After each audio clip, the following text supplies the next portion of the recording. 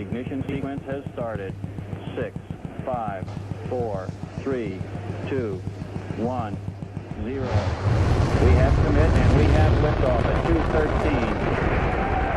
The Saturn V building up to 7.6 million pounds of thrust, and it is clear that...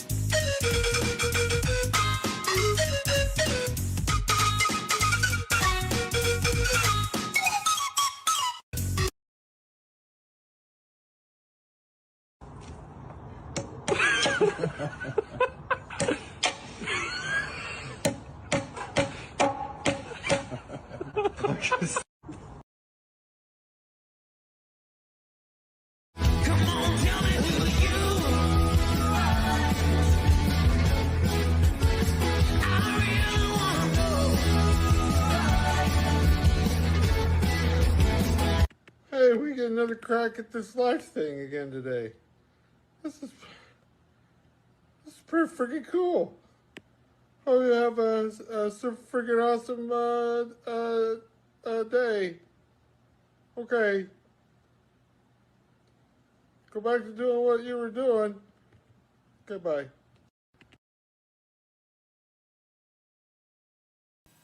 Fuck your anxiety.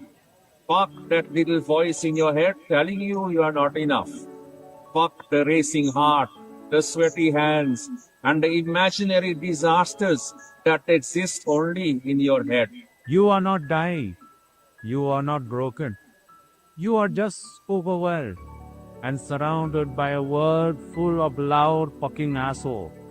Breathe in. Hold that shit. Breathe out. And release empty pup you are about to give. You don't need to have your shit together. Nobody does. Everyone is just better at pretending than you. You are still here. You are still standing. You are still hopefully not answering that fucking email. You are allowed to pause. You are allowed to rest. You are allowed to say, fuck it. I need a minute. Your intrusive thoughts are just thoughts. They are not facts. They are not prophecies. So fuck those thoughts. You are not your anxiety. You are a beautiful, nervous wreck. And you are doing better than you think. That is all.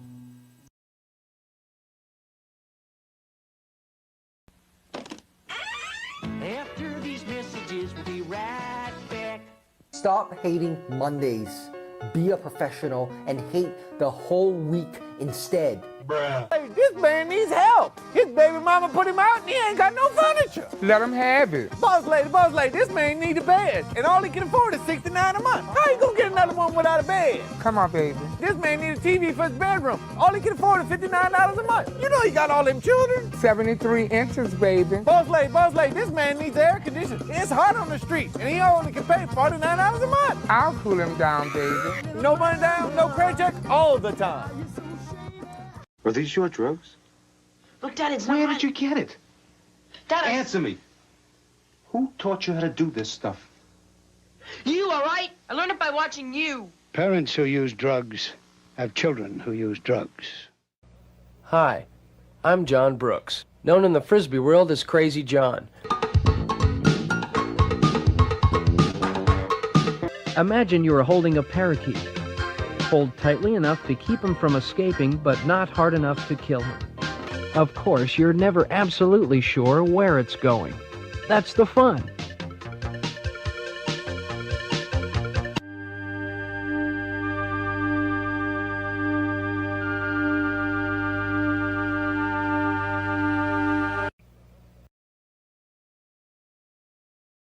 I love meat sticks. Who's with me? Who loves them? Who loves a good meat stick? Chewing on it. Sucking on it. I'm sweating. Where? What? I'm sweating. Where at? On my butt crack and my balls and Really? everywhere. Oh, butt crack in your balls. Do you feel that?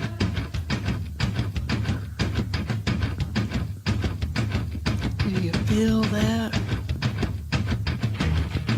Oh, shit.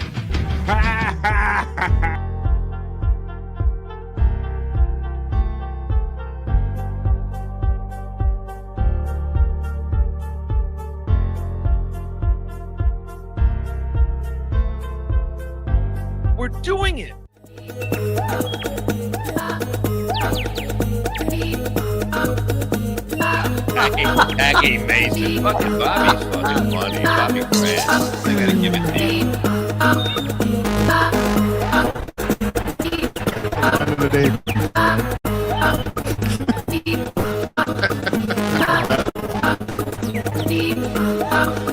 Super creative, super original. There's a show called The Vibe.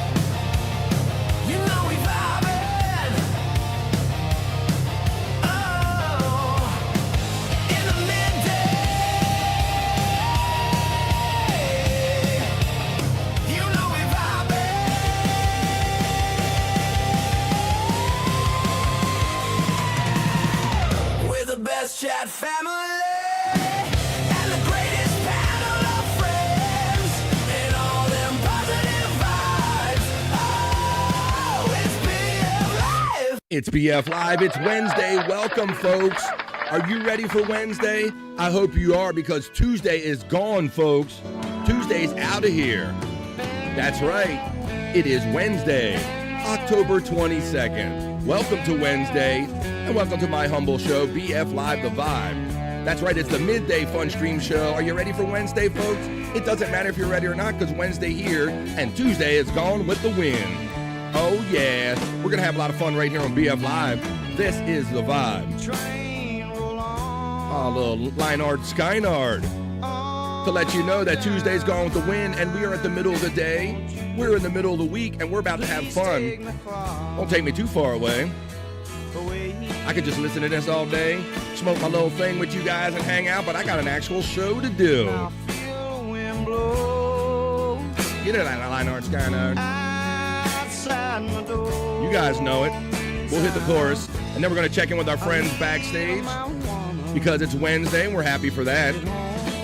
But because it's Wednesday, we acknowledge that Tuesday is gone. Everybody now.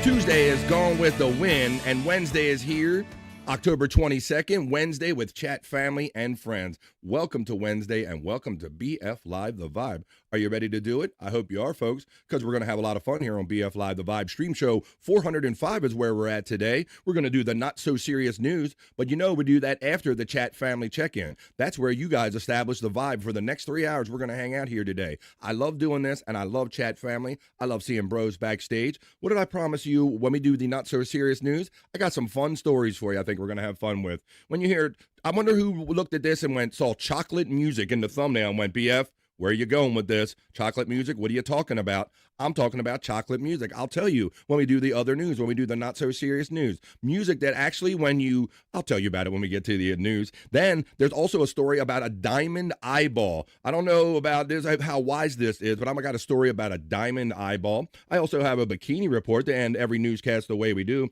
Our Bikini Report is about, I'm not surprised. I'm going to tell you everything. We'll throw a little sports in there.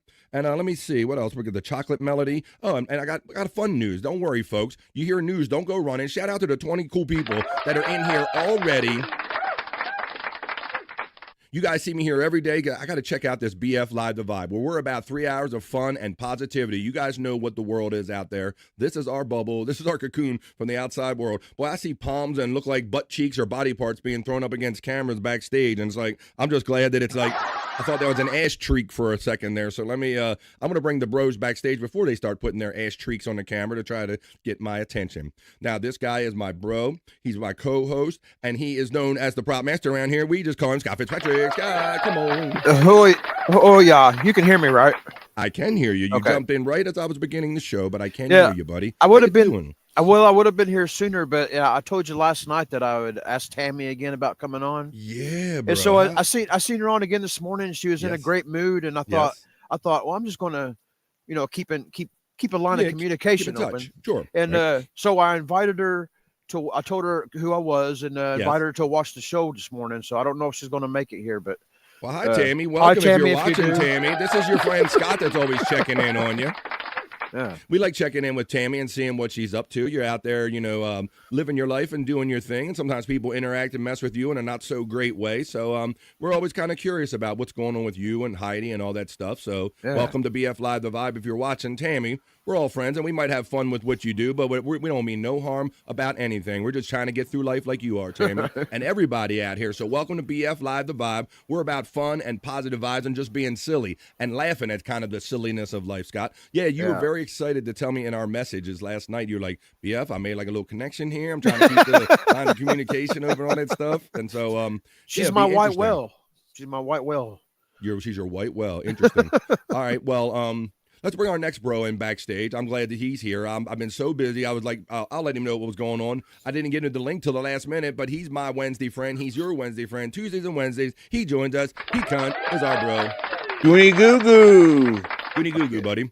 Let me tell you, I'm a lot of times before the shows, I'm literally doing things right up to the last minute till the countdown goes off, and I was shoving little silver dollar pancakes in my mouth, and I always have this feeling, Pecan, like no matter what I do, I think there's something that I didn't do. The thing I didn't do today is I didn't forward the link to Pecan. So it was that one little thing. I'm like, I got my mental checklist. I'm like, set up the show and put all your details in there and all that stuff, and I'm like, there's still something that I think I didn't do. But how you doing there, buddy? I'm doing okay. All right, doing good. Getting ready for a Wednesday, middle of the day, middle of the week, huh? Yep. Looking forward to it. Good shit. Scott, anything good go down on that no filter last night? Anything of note? Well, the usual stupid bullshit drama that the camp's got, and other than that, it's just a regular old show. I don't really remember. Just a regular old show. Yeah, and if you just want to hang out with Andrew, no filter with Andrew and friends. Yeah, and when that stuff's not going on, they're just hanging out and talking and funning Tuesdays, Thursdays, and Saturdays. That's what they do. Well, it is the middle of the day. It's the middle of the week. Now, you guys, you bros already know, and there's already been some generous friends in here. Pecan is always normally one of the first generous people in here, even when it's not Whack-A-Go Wednesday.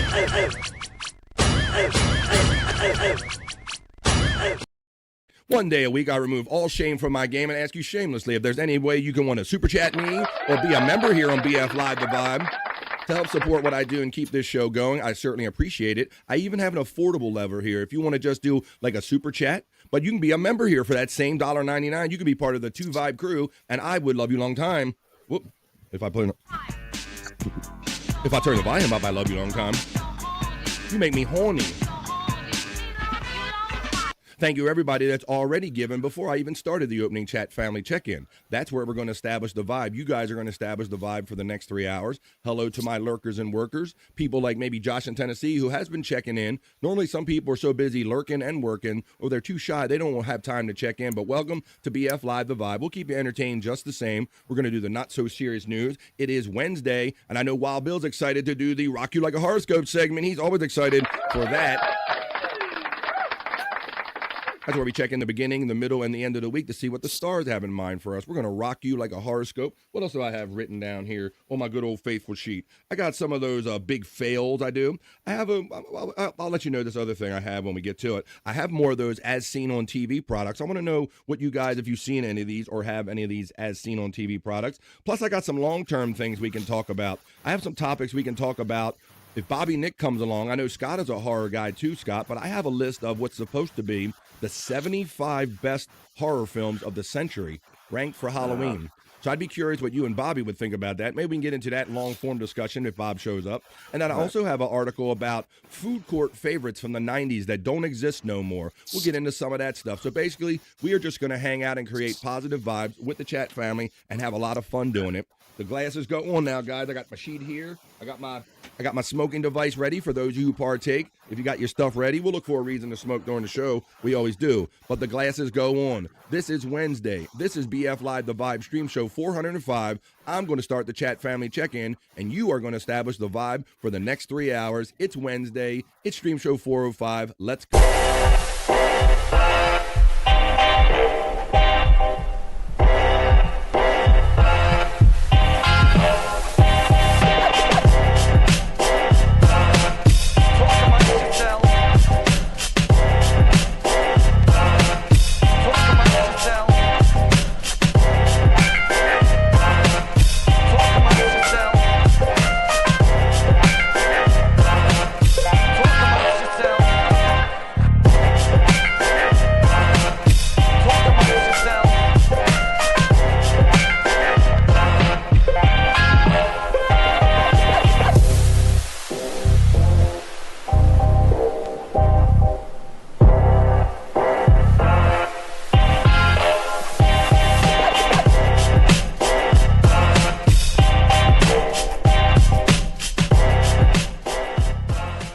amongst yourselves.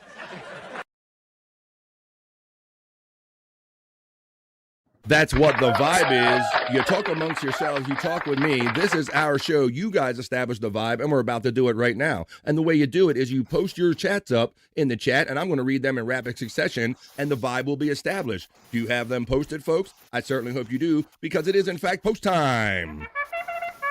That's right. This is the opening chat family check-in. It's Wednesday. It's the middle of the day. It's the middle of the week. Let's do this, folks.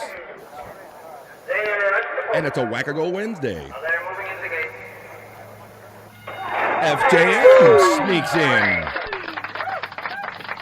Somehow with the first chat right there at 6:56 a.m. this morning, FJM snuck in there. That one's timed. The Reverend Wild Bill checks in and says, I beat P-Cunt, LMAO. He has fun with the P-Cunt emoji. Uh-oh. But then now the real competition begins, because then the Reverend Wild Bill so generously gives me $1. Thank you. I appreciate that on my Wackago Wednesday. Reverend Wild Bill, appreciate your support.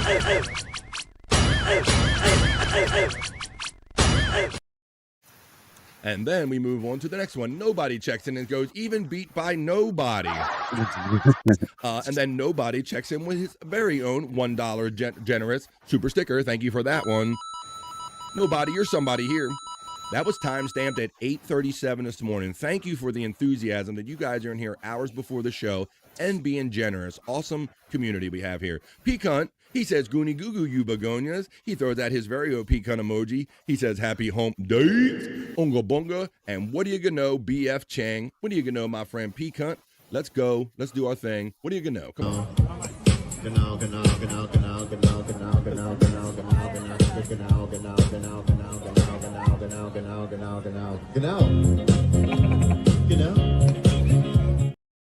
I can know I'm right where I need to be, with P-Cunt shouting out the Reverend Wild Bill saying, don't tell everyone you beat me. They'll think we're gay. Hello. Hello, Frisco. And beat. What kind of way did you beat him? He beat you off the game? P-Cunt is a man. He adds a member every day. He's been supporting me as a member ever since he's been around, adding a person every day. He has fun using the membership emojis. You can use those very same emojis for $1.99 right here on BF Live The Vibe. And I love you long time. Thank you, P-Cunt. I already love him long time. There is the very thing that I just spoke of. He added a family member. Let's see who added. 80s Kid was lifted and gifted. Well, hopefully, welcome 80s Kid. Hopefully anyone from the 80s would feel welcome here on BF Live The Vibe. We have fun mixing nostalgia from those days and podcasting, radio, and all of the like. Welcome to this family, 80s Kid. FJM checks in and says, good afternoon, y'all. The shot in the right hip this morning has got me moving a good bit more. Thank God. All shit. You got the cortisone. He's in the cortisone, maybe, not the autozone. Sometimes I hear they give you cortisone for that kind of stuff. So maybe that's what he's rocking today. FJM says, not running any long distance races or walkathons either. You're not going to do like that striding stuff. You ever see those like power walkers guys? Yeah. Those, in the mall. It looks like they're with their ass is, yeah, Scott. Yes. Yeah. Yes. And normally the ass is doing something that's like hello Frisco and everything. Very much so. Let me see. Hello, Frisco. Yeah, so no power walking there, FJM. You're highly heterosexual. FJM gets shouted out by P-Cunt. Stone Yellow Steve checks in. Hey. I think I know what that his name is derived from. Happy Jocktober, he always reminds us. He's an O&A fan. How you doing? Stone Yellow Steve checking in. Hoya P-Cunt from my big sister Kathy, who gets the kiss. There you go. What setting do I'm on a KTV setting day today? Hello, FJM, from my sister Kathy. Kathy says hello to Stone Yellow Steve. P-Cunt, you get the love to my sister Kathy with the Hoya. Written Off checks in. How you doing, Written Off? He says FJM Hoya. He says P-Cunt Hoya. Welcome, 80s Kid. My sister Kathy says, welcome to the chat family. Written Off says, Kathy, I love how people that they don't even know if the person is here. This is what I love about you guys, because you know they'll probably show up, and you're so kind to everyone. Written Off shouts out the 80s Kid with a Hoya. The Ghost of Common Sense checks in and says, happy Friday. Oh, wait. Damn it. Oh, wait. That must be the Ghost of 2 days short, Ghost of Common Sense. Welcome to BF Live The Vibe. I see you're a member. Nobody Hoya from Written Off. Written Off shouts out Ghost with the Hoya. P-Cunt shouts out Written Off with the Hoya. The Reverend Wild Bill Hoya from our friend Written Off. Kathy checks in and says, Written Off, the flowers are pretty. Thank you. Wow. Now, I don't know. Are you giving flowers in the chat somehow, or did he legit send you flowers? I've saw the second reference. I've seen the flowers. Ghost of Common Sense, welcome, my sister says. Hey, Kathy from Ghost of Common Sense. Kathy says, Reverend Wild Bill, have a great day. Space Nerd checks in and goes, not crazy, yes. Yes, the crazy Frisbee guy from the opening liftoff reel. Let's greet our friend Space Nerd the way we do with a teeny little produced welcome video right here. Welcome to Wednesday and welcome to the vibe. Space Nerd, let's welcome you. Middle of the day, middle of the week. Here we go. Boom. Here it comes. Sorry, it's got boomer volume. Boomer volume. Until now, our mission has been that of space law regulation, contact with Earth colonies, and investigation of alien life. But now, a new task. A probe out into where no man has gone before.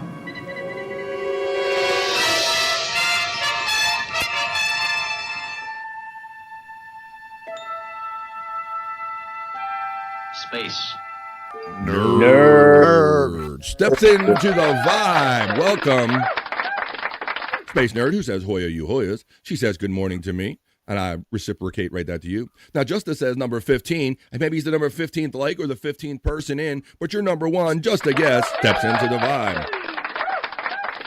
Now, folks, I know that you like me, but whatever your service you're watching and or listening to BF Live The Vibe on, could you hit that like button and those thumbs up? I'd appreciate it. It helps me with the algorithm. Space Nerd gets the acknowledgement from my sister, Kathy. Hello, Justa from Kathy, as well as hello, nobody. Hoya, Kathy, right on back from Space Nerd. Space Nerd shouts out, gets the love from Written Off. Written Off says, happy hump day to me and the panel and my chat family. Well, it's going to be a fun one because it's a Bob and Perry night. That's right. Bob Levy and Perry Caravello are getting together tonight. I believe it's happening on Perry's channel this time. 4 Pacific, 7 o'clock East. Pecan verifies with a head shake right there. Widow Killer checks in and says, it's Wednesday, my dudes. Well, you know the theme around here. We don't, on Wednesdays, we don't wait for like the middle end of the week and we start having fun right here in the middle of the day. Life's too short. We're not waiting for the end of a work day or the end of the week. Matter of fact, here, never forget, the weekend will always last longer if you start drinking on Wednesday. Hell yeah, words of wisdom right there, folks. I think some of the guys didn't hear it the first time because they probably weren't Never listening. forget, the weekend will always last longer if you start drinking on Wednesday. Well, I had them blocking them titties off with that comment. There you go. Let's see who else is checking in. Let's see. I realized what I was doing. Decent armpits. Decent. Oh, checking out that armpit game. There you go. We got the hellos. There's the hellos. Space Nerd. Happy Hump Day. We got that one. And then it skips on me again. Son of a bitch. Here we go. All right, we're going to get right back in this opening chat family check-in when I find my place back. I got friends checking in all over the place. You guys are awesome. Let's see. Hello, Widow Killer. Yikes. Yo, chat family, please smash that like and share, says our friend Written Off. I appreciate that. What's up, nobody? Checking in with all the brouhaha. Hey, Scott, gang, and Skeet from Written Off. Gang. Electric Gino, saying we like your videos, Tammy. He's putting his plea out there. Yeah. For Tammy. We like keeping up with the saga that is Tammy's life and kind of seeing what the kind of all the interaction is. Hey, Tammy, look, you're getting even love in the chat family, Tammy, if you're watching. Welcome to BF Live The Vibe. We just funning. Ghost of Common Sense says Scott should show Tammy his guns. well, Scott's outside. He might be a little cold. I got an easier way to show everybody his guns. Whoa, wait a minute. Now, when I sold tickets to today's shows, how many of you had the extra stub and paid the little extra for the gun show? Well, all right. Well, even if you didn't pay, I'll make it part of the admission. And this is Scott's Gun Show. Come on, Tammy. Juicy man meat, Tammy. Come on. That's what we do here, Tammy. Come on, look. Throwing them up. Oh, shit. You'll buy the whole seat. You'll only use the edge. It's the Gun Show.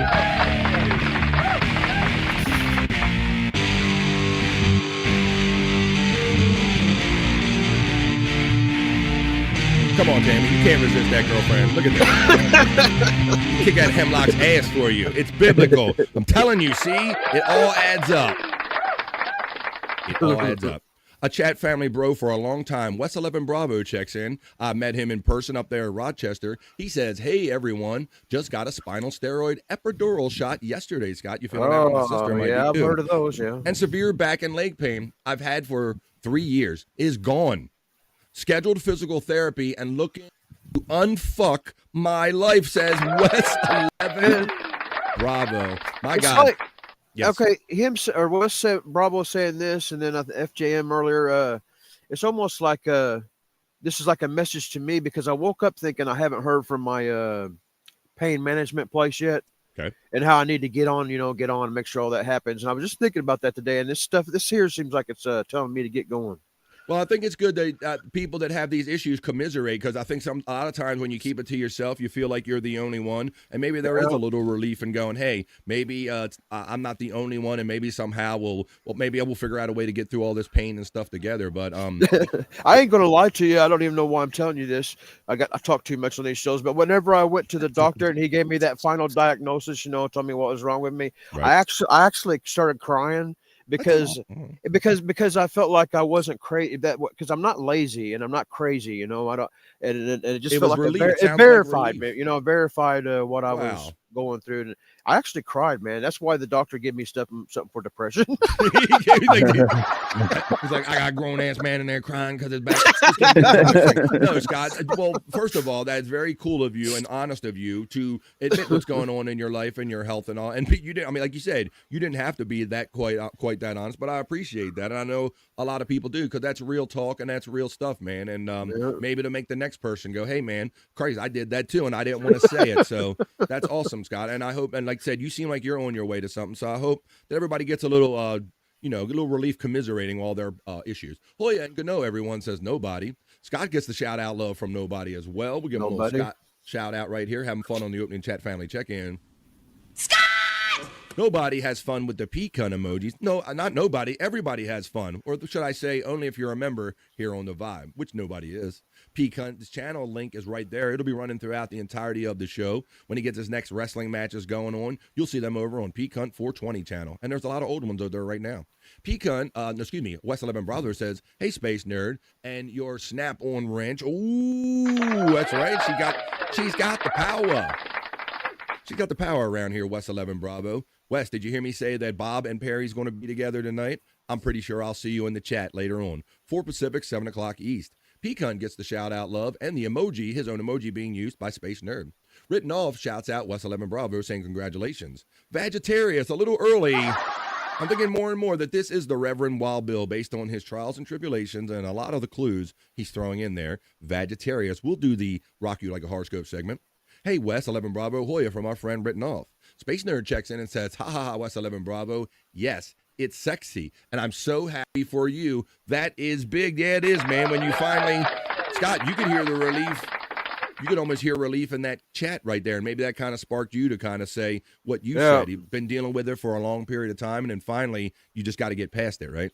Yep. I mean, you got to go on. Somehow. I know a friend of mine, Scott, who he had 2 bad knees, and he a couple 2 years, 3 years older than me, and he had 2 bad knees. He's worked in the body industry all his life, and it was painful watching him walk around. Yeah. And I said, you know what? When your body tells you you're going to get those knees replaced, you will get them done. And sure enough, he's had them both done, and he's on the other side of it.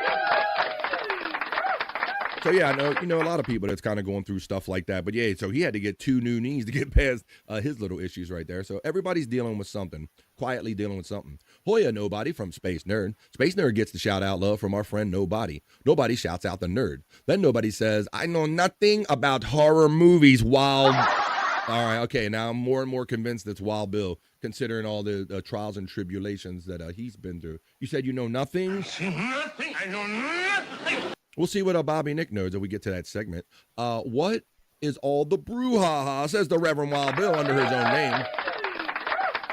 Oh, good no, Reverend Wild Bill. Hoya, everyone from the Reverend Wild Bill. Did I hear horror movies? Yeah, bro, we'll have to see. I want to have like a whole open panel thing. And I'll leave it to you guys because I'm not the biggest expert on this. I see Nobody is back. Oh, joy, says the Reverend Wild Bill. Hey, Nobody from Terry Nee, my bro, checks in. How you doing, Terry?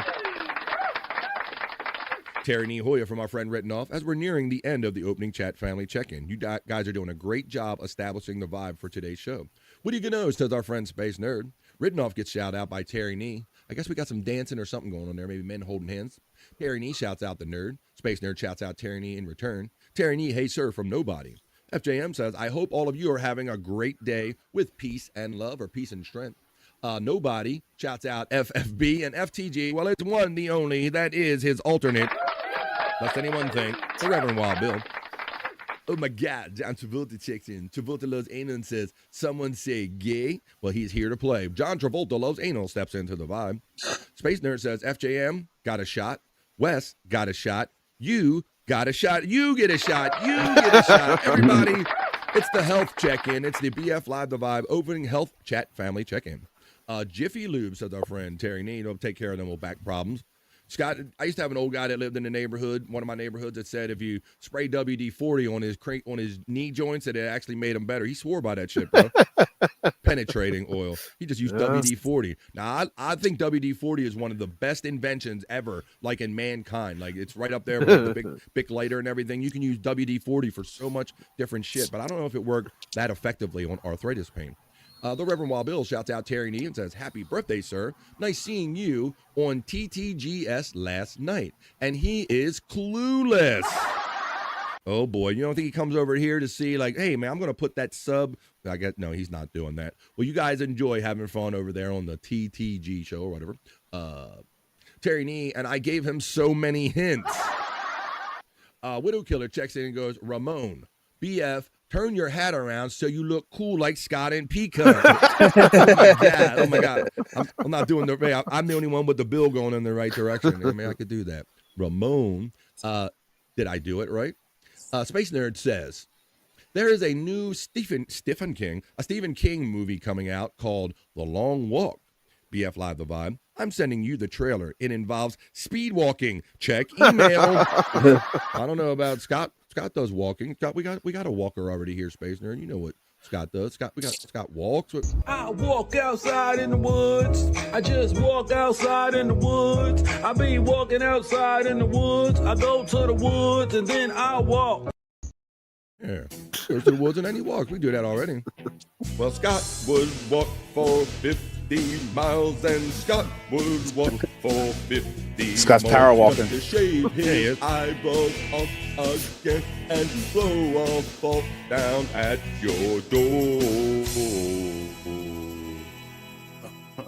There you go. Okay, Poppy, you set me up for it, you son of a bitch. What if I said that what if I told you that I thought that speed walking was a gateway to gay sex?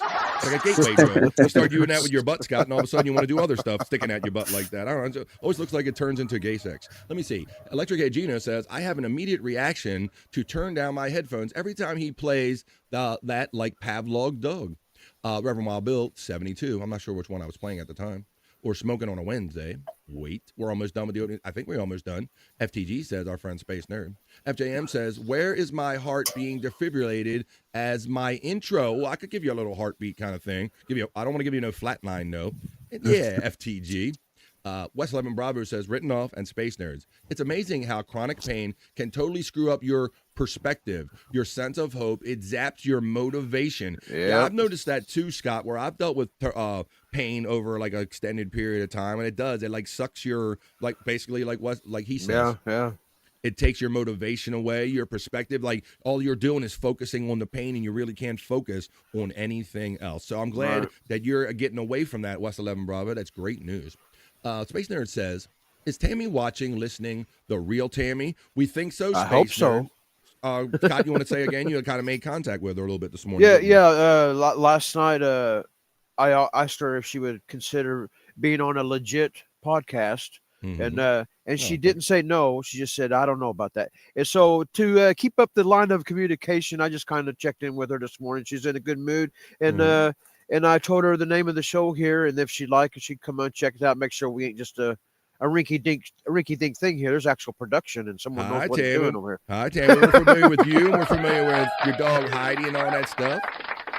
And we check in with you every now and then. And you kind of know who you are, because sometimes you do those fun videos where you kind of speed up your face and you do. I can't even do that stuff, Tammy. So you're awesome if you're listening. I can't even do that kind of stuff, Scott. Like, you've learned little stuff, but she has such an individual control over her face. She's like a master of all of those faces that you do, Tammy. And then she's smart enough to know, hey, you know what? If I speed this up and sing certain pop songs, which I can't understand how. We've talked about that too, Scott. Like, she's hip, like what the kids are on. She knows how to sing all those pop songs with those fun videos that she does. So there you go. She's just another fun person right here on the intranet. West 11 Bravo says, Space Nerd, I live with chronic pain and illness. I understand it all. Pain is like that. It is so debilitating. It makes your life miserable, and it makes you angry. So she is happy for you, knowing some of that, what you go through with that. I love that we are all excited to share our ailments. I'm going to start calling this the opening chat family health update or something like that. Some health check. Hell yeah, says Electric Head Gino. Right, BF Live the Vibe. There's P-Cunts link running again. We are all going through shit, camaraderie, and that's the whole thing here on the Vibe. Terry Nee says it's validation. Trying to help you out, Scott says FJM. Right on. He goes, Space Nerd says, I get that, Scott. When you get a diagnosis, it changes everything, and it sounds like you have support and persisted. Yeah. There you go, buddy. So you got something happy for you. That she kind of knows what you mean. She kind of knows that, hey, I get that. Camaraderie, you understand, motherfucker? Best guess. Hello, Terry Nee from my big sister. How are you doing, Sir P-Cunt? Ask FJM. I'm doing okay, just chilling. Hi.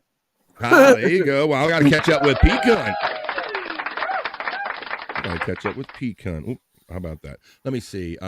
There's the 100 Proof Podcasting link. We'll be using that tomorrow night. BF Live the Vibe. I sent you a trailer for the newest King. That sounds horrifying. We'll see if we get to that. I want to put that up. I'll do that all together. If Bobby Nick shows up, we'll do like a whole horror movie kind of thing together. The Krusty Sock checks in and says, I'm always late.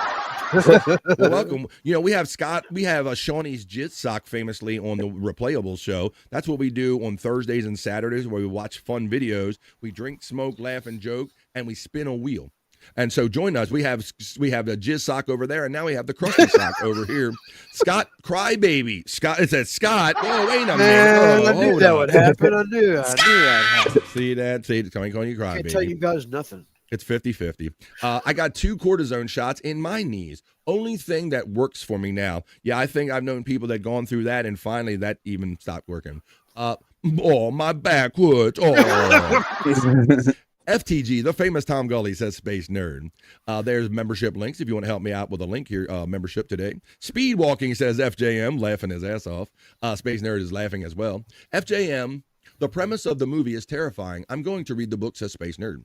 Widow Killer checks in and says, from what I understand, you have to walk on treadmill while watching the movie, and if you stop for any reason at all, you get kicked out and can't watch the rest of the movie. That's pretty interesting. I know that they used to have like the motivate the things that it would be like a generator, Scott. Like, so if you wanted to watch your video or do whatever you were doing, you had to keep going to keep the power going up. So maybe it's something like that. I read the description. Electric Head Gino says the Space Nerd intro, it blows out my ears. I'm just whining. The kids, I'm going to check in with any Tammy love from Terry Nee. Absolutely 24/7 chronic pain I live with. That's why I'm a big believer in cardio fitness, stretching, and yoga for men, says Written Off. And Scott, we've talked about Diamond Dallas Page. That you knew what I was going to, right? We talked about DDP yoga for men. There is this connotation, at least among masculine men, though yoga, that's not for me. That's a chick exercise. But after many years of chronic pain from wrestling and fighting drug abuse and all the painkillers and all, DDP says, I'm going to take this yoga that somebody taught me. I'm going to adapt it for men. And I've heard people like Jake the Snake Roberts and many other the other former wrestlers swear by this stuff. So yeah, yoga for men is one way that could relieve you some back ailments. Haha, Space Nerd from Electric Gino. Terry Nee says, I have lived with pain for over 30 years. She won't divorce me. Space Nerd says, Written Off, exactly. The yoga stretches are my go-to. Well, we do. Let's see. Yes, do that, BF. We'll do that, all that horror together. Terry Nee says, P-Cunt, hi, H-I-G-H. Terry. Garodi to the max, says our friend Space Nerd. We're nearing the end of the opening chat family check-in for real. Space Nerd. Just reminded me, I don't know what we did on No Filter last night. We watched old clips of Andrew snot and booger eating Oh, videos. okay. And we also watched, because I had the clips put together on my channel. It's like but it was whenever I ate dog food on when we was on the Shyt network. We watched that last night. That's what Did we you? did. Because Scott, I was prepping my show last night and I clicked on and I turned on No Filter at one point and I saw myself on there, an old episode of Sports Heads. So that's really weird. I'm like, what the hell's going on? So it was a gross out episode.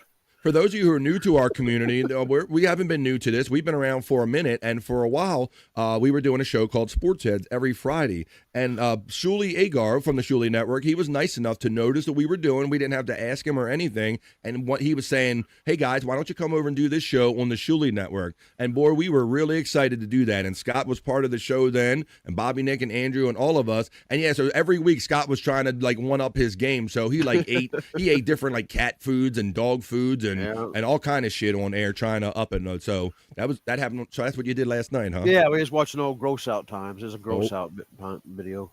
All right. Some of those pains just won't. Oh, hey, Bobby's unused alarm clock says, I'm so going to be blamed for this. You are. That's right, because Bobby Nick is not here. He's not backstage, so it's your fault that he's not here. Bobby's unused alarm clock. Space Nerd says, oh, I didn't know you were together. Written off. Yoga helps everything, body, mind, and soul. Crazy Cute Sunflower checks in and goes, yes, he did. I've been doing yoga for 10 months straight now. Only a couple days missed. That's right. Widow Killer says the videos DDP has been doing with Alex Luger, with Lex Luger, you mean? Or yeah. Lex Luger, have been amazing seeing his progress. Now, for those you don't know, Lex Luger has been mostly like wheelchair ridden. He was that dude, bro. He overtook them things back in the day, P-Cunt, right?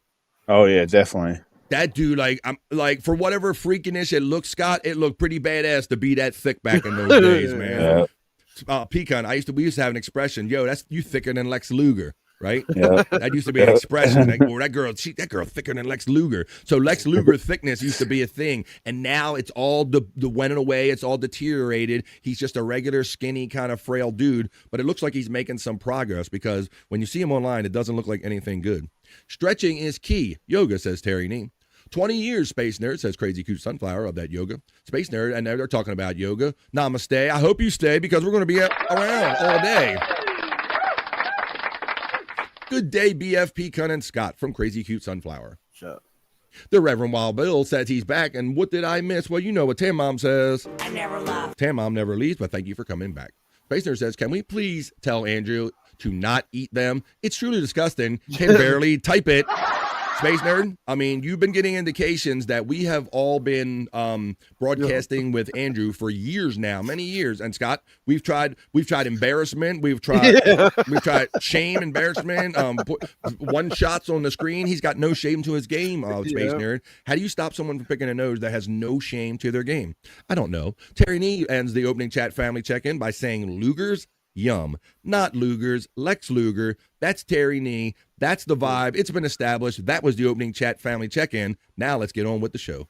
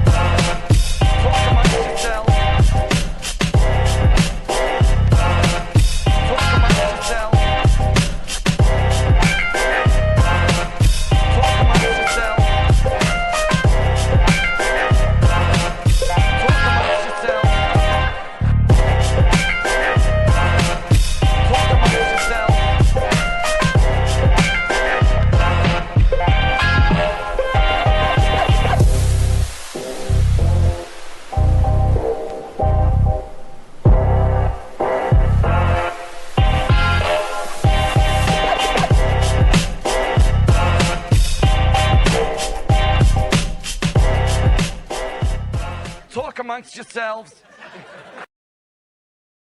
And that's how that works. You guys are the vibe. You just established the vibe for the next 3 hours or so. We're going to be hanging out right here. All right, well, the health issues automatically kind of come up autopilot with us in here. Everybody, like we always say, everybody's quietly dealing with something. But on another health tip, I mean, maybe this is something that a lot of people didn't learn. I'm going to run a little video for you, and then we're going to go over to my news desk. Well, Don't run, everybody. We do fun news here on BF Live The Vibe. I'm going to show you that we can have fun doing news with the not-so-serious news after a little health moment.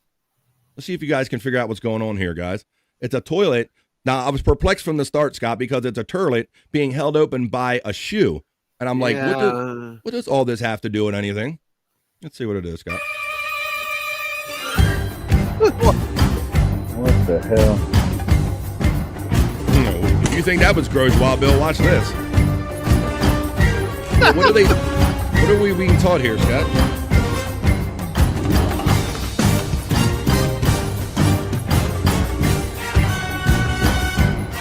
Is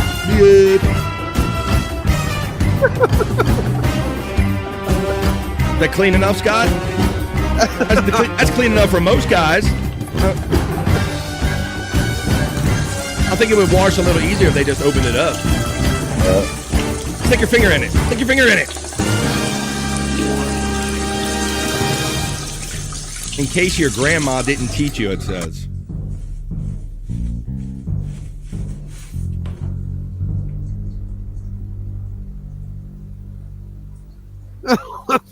That's how you do it. That's the proper wiping technique. In case grandma didn't tell you, we just told you here on The Vibe. You guys are grody. What the fuck is happening? I didn't show you an actual butthole. We're having a health moment here. I got it. Look, we're talking about things.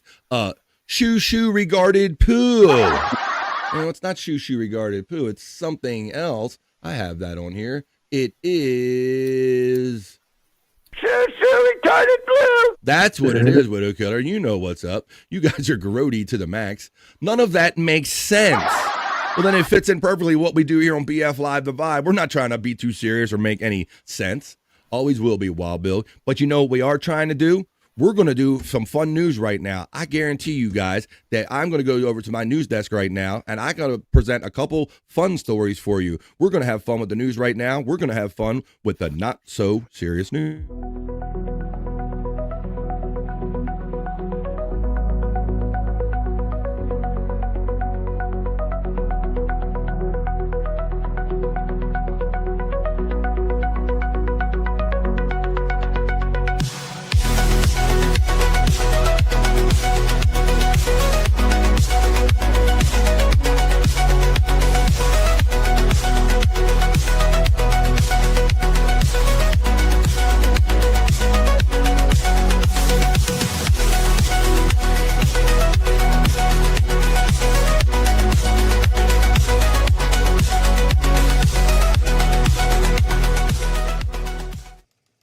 It's Bobby Fran, your dancing newsman.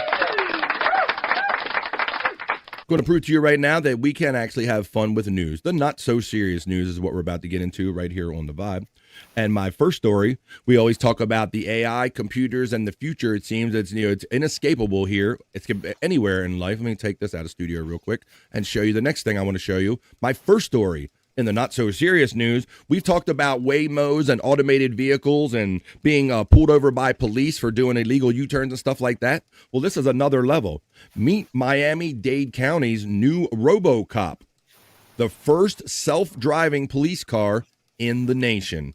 Now, I already kind of told you, Scott, we already did things about these things can't hardly, detect like people around, and they got pulled over for making U-turns. I wonder if a cop car is going to pull over a cop car for making illegal U-turns. Let's see. In South Florida, they're taking a step into the future as Miami-Dade Sheriff's Office will be the home to the first autonomous police vehicle in the country.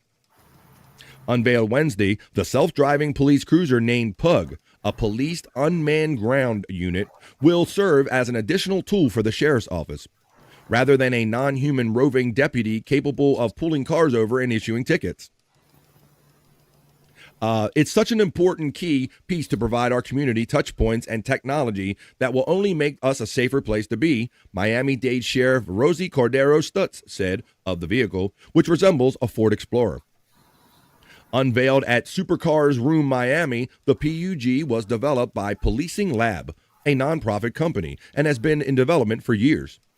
The Sheriff's Office partnered with the nonprofit to be the first law enforcement agency in the U.S. to have an autonomous patrol in its ranks. The policing lab. This is definitely RoboCop, because before you know it, Scott, they're going to put guns on it and then be giving it, stop, warning, pull over or I'll blow up your fucking car. The policing lab donated the vehicle, and the sheriff's office used no taxpayer dollars to acquire it, said Edward Prokop, a strategic site liaison with the nonprofit. If more pugs are made and sold to law enforcement agencies, Prokop said the price range would run from $150,000 to $200,000. The pug comes equipped with a deployable drone, thermal imaging. Yeah, it's like a little battle thing or something, Scott. 360-degree camera, license plate readers, audio sensors, and touchscreen windows. The vehicle will primarily drive predetermined routes, act as a visual crime deterrent, and display key messages to the community from its windows. One of the imagined uses, they say, imagine during a hurricane, God forbid, where there is an evacuation area. I got a vehicle that I can just have in those areas dedicated with information on a banner telling citizens what's going on, Cordero Stutz said. Additionally, we have hotspot areas that need patrols because presence will deter crime. We can dedicate this car to that area. So there you go, Scott and Pete Cunt and everybody. I was wondering what's it going to do once it pulls you over, but it's not really about that. It's just about being a deterrent. Kind of a deterrent and a monitoring thing. It has so like somebody's around that has like a criminal license plate, or they got a warrant or something. It can kind of pre-read that with a license plate reader. So I don't know. We're a little between that and those dogs up there at Boston Dynamics. I don't know about these future policing things. I'm not sure I want that. Now, one of the stories I promised you on the thumbnail on the fun news, on the not so serious news. Well, there's a lot of comments that followed that one. Let's get those. Crybaby Scott says, no, he's crying. Oh, robo-kidnapping, says Space Nerd. Someone is going to steal it. I don't know about that, but I do have a story about something I'm worried about getting stealed coming up. RoboCop, wah. There you go. Nonprofit, right. I have a bad feeling about this. AI has been proven to be super racist in the past. What happens when it short circuits, says rightfully our friend Space Nerd. All right. Well, let's do this. I'm not going to talk about your poo. It's Bobby Cronkite time. All right, let's keep going on right here with another story in the not so serious news. In my next story, now this is one thing I worried about getting stolen, guys, and I don't think this guy should ever come to Baltimore.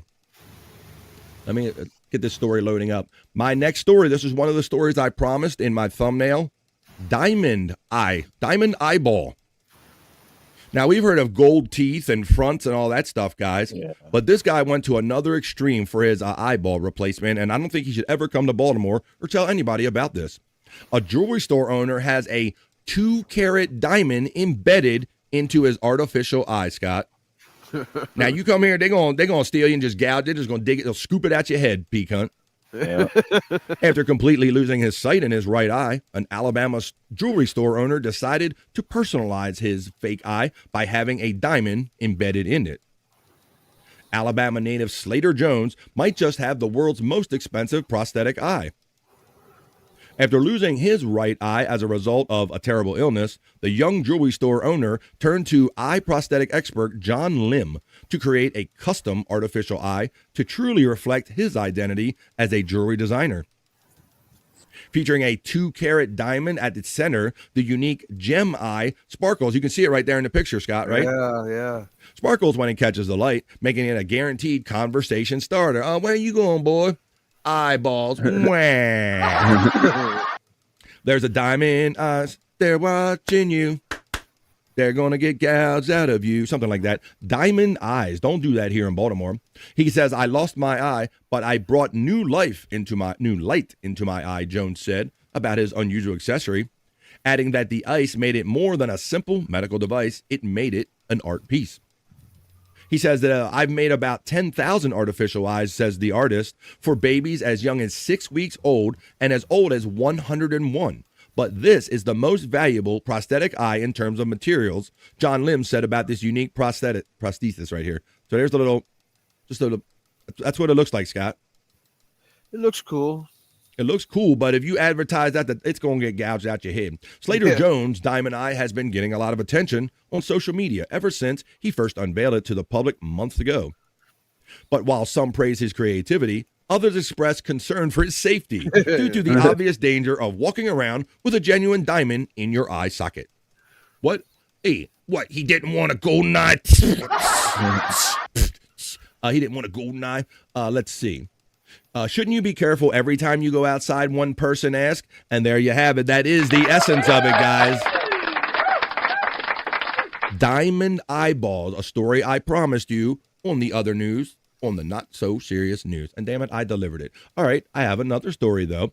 Now, Pecan, you're kind of a sports fan, and this guy's a sports fan. He's my friend, he's yours, he's a human sports ticker, he's Andrew. What's up, buddy? Holy shit. What's up? Look at the way his chair's one direction, he's the other. It's the Leaning Tower of Andrew. Yeah, he's always sliding out of a chair. How you doing, buddy? Yep. He always manages to slide out. Yep. He's doing yep. He's going to wait until I talk to say some things, folks. He's waiting until I'm doing up my next story. Hey, Andrew, I'm going to do a sports story, buddy. You're here just in time. What's up? What's up? This story is about Texas Tech football team. College football, Andrew. They have a certain tradition. Do you know they have a tradition of throwing things on the field during a game? Yes. You do. What is it? Tell them what you know, Andrew. I know. Dildos? Andrew's playing with a lady friend. Andrew, I'll do the story, buddy. What they do throw on the field, Texas Tech, they throw tortillas on the field, Andrew. They have this tradition. This weird college tradition. I'm going to, wait a minute, see, Widow Killer thought the same thing. Wait, green dildos? Or wait, that's the NBA, right. No, not green dildos this time. This story is about throwing tortillas on the field, or tortillas. I'm going to play it for you right now. Like to hear it? Here it goes. So I'm going to give you a little origin story about why Texas Tech fans throw tortillas on the field, and then I'm going to give you an update about that very thing right here. But first, let me show you a little video that might explain to us all why. How did this tradition ever start with Texas Tech throwing tortillas on a football field on the Not So Serious News? Oh, if I unmute it, you might better hear it a little better. Here we go. Tech fans throw tortillas during games? No one actually knows. The school has maybe the best unofficial tradition in college sports, as hundreds of tortillas have been thrown by students at the kickoff of football games for years. But no one is 100% sure how it started. There are two theories. The first is that students used to throw soda lids on the field, but in 1989, the concessions stopped putting lids on the drinks, so someone decided to pivot to tortillas. The second theory is that in 1992, an ESPN broadcaster joked that there was nothing in Lubbock, Texas besides football and tortillas. Fans took that to heart, brought tortillas to the game, and started a tradition that they are raining tortillas. Last year, there was even this viral video where Travis Hunter picked up a tortilla that was thrown on the field and put it in his pants. Put it in his pants. The Big 12 voted to penalize teams if objects were thrown on the field. But so far, it's not stopping Texas Tech from keeping the tradition alive. All right, so there's a little origin story. They throw tortillas on the field. They don't quite know what. Hey, Spawn checks in. How you doing there, buddy? Spawn says the Texas Tech Red Raiders may make the CFP field of 12 in January, and that's why they're a little concerned, Spawn, because they don't really. It says, "I love it, FJM." Hello. Let's see. I'd rather make tacos. Tortillas. It's all kind of like the same stuff in different shapes. Is kind of what I say about tacos and tortillas and all that stuff. Let me see what we got here. Scott, no, too late. I wonder why that guy put it in his pants. Scott, right. Why didn't he just wing it to the side if he didn't want to trip over it or something? It was a little too, exactly. All right, let's see. All right, we got those comments. Now I'm going to give you an update on that story because, of course, you know, it's never a good thing to encourage kids, college kids, to throw things on a field, Scott. Right. We yes, have Andrew. some breaking news. Oh, boy. Oh, boy. Here we go. Just go. Football. It is extended through 2030. What is? The NFL licensing for men football. Breaking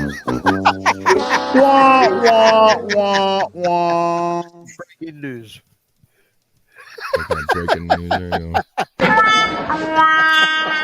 All right, but I'm going to continue with the Texas Tech story because now Texas Tech has to end the tortilla throwing tradition after a pocket knife controversy. So now we have controversy here. Yes, a little tradition.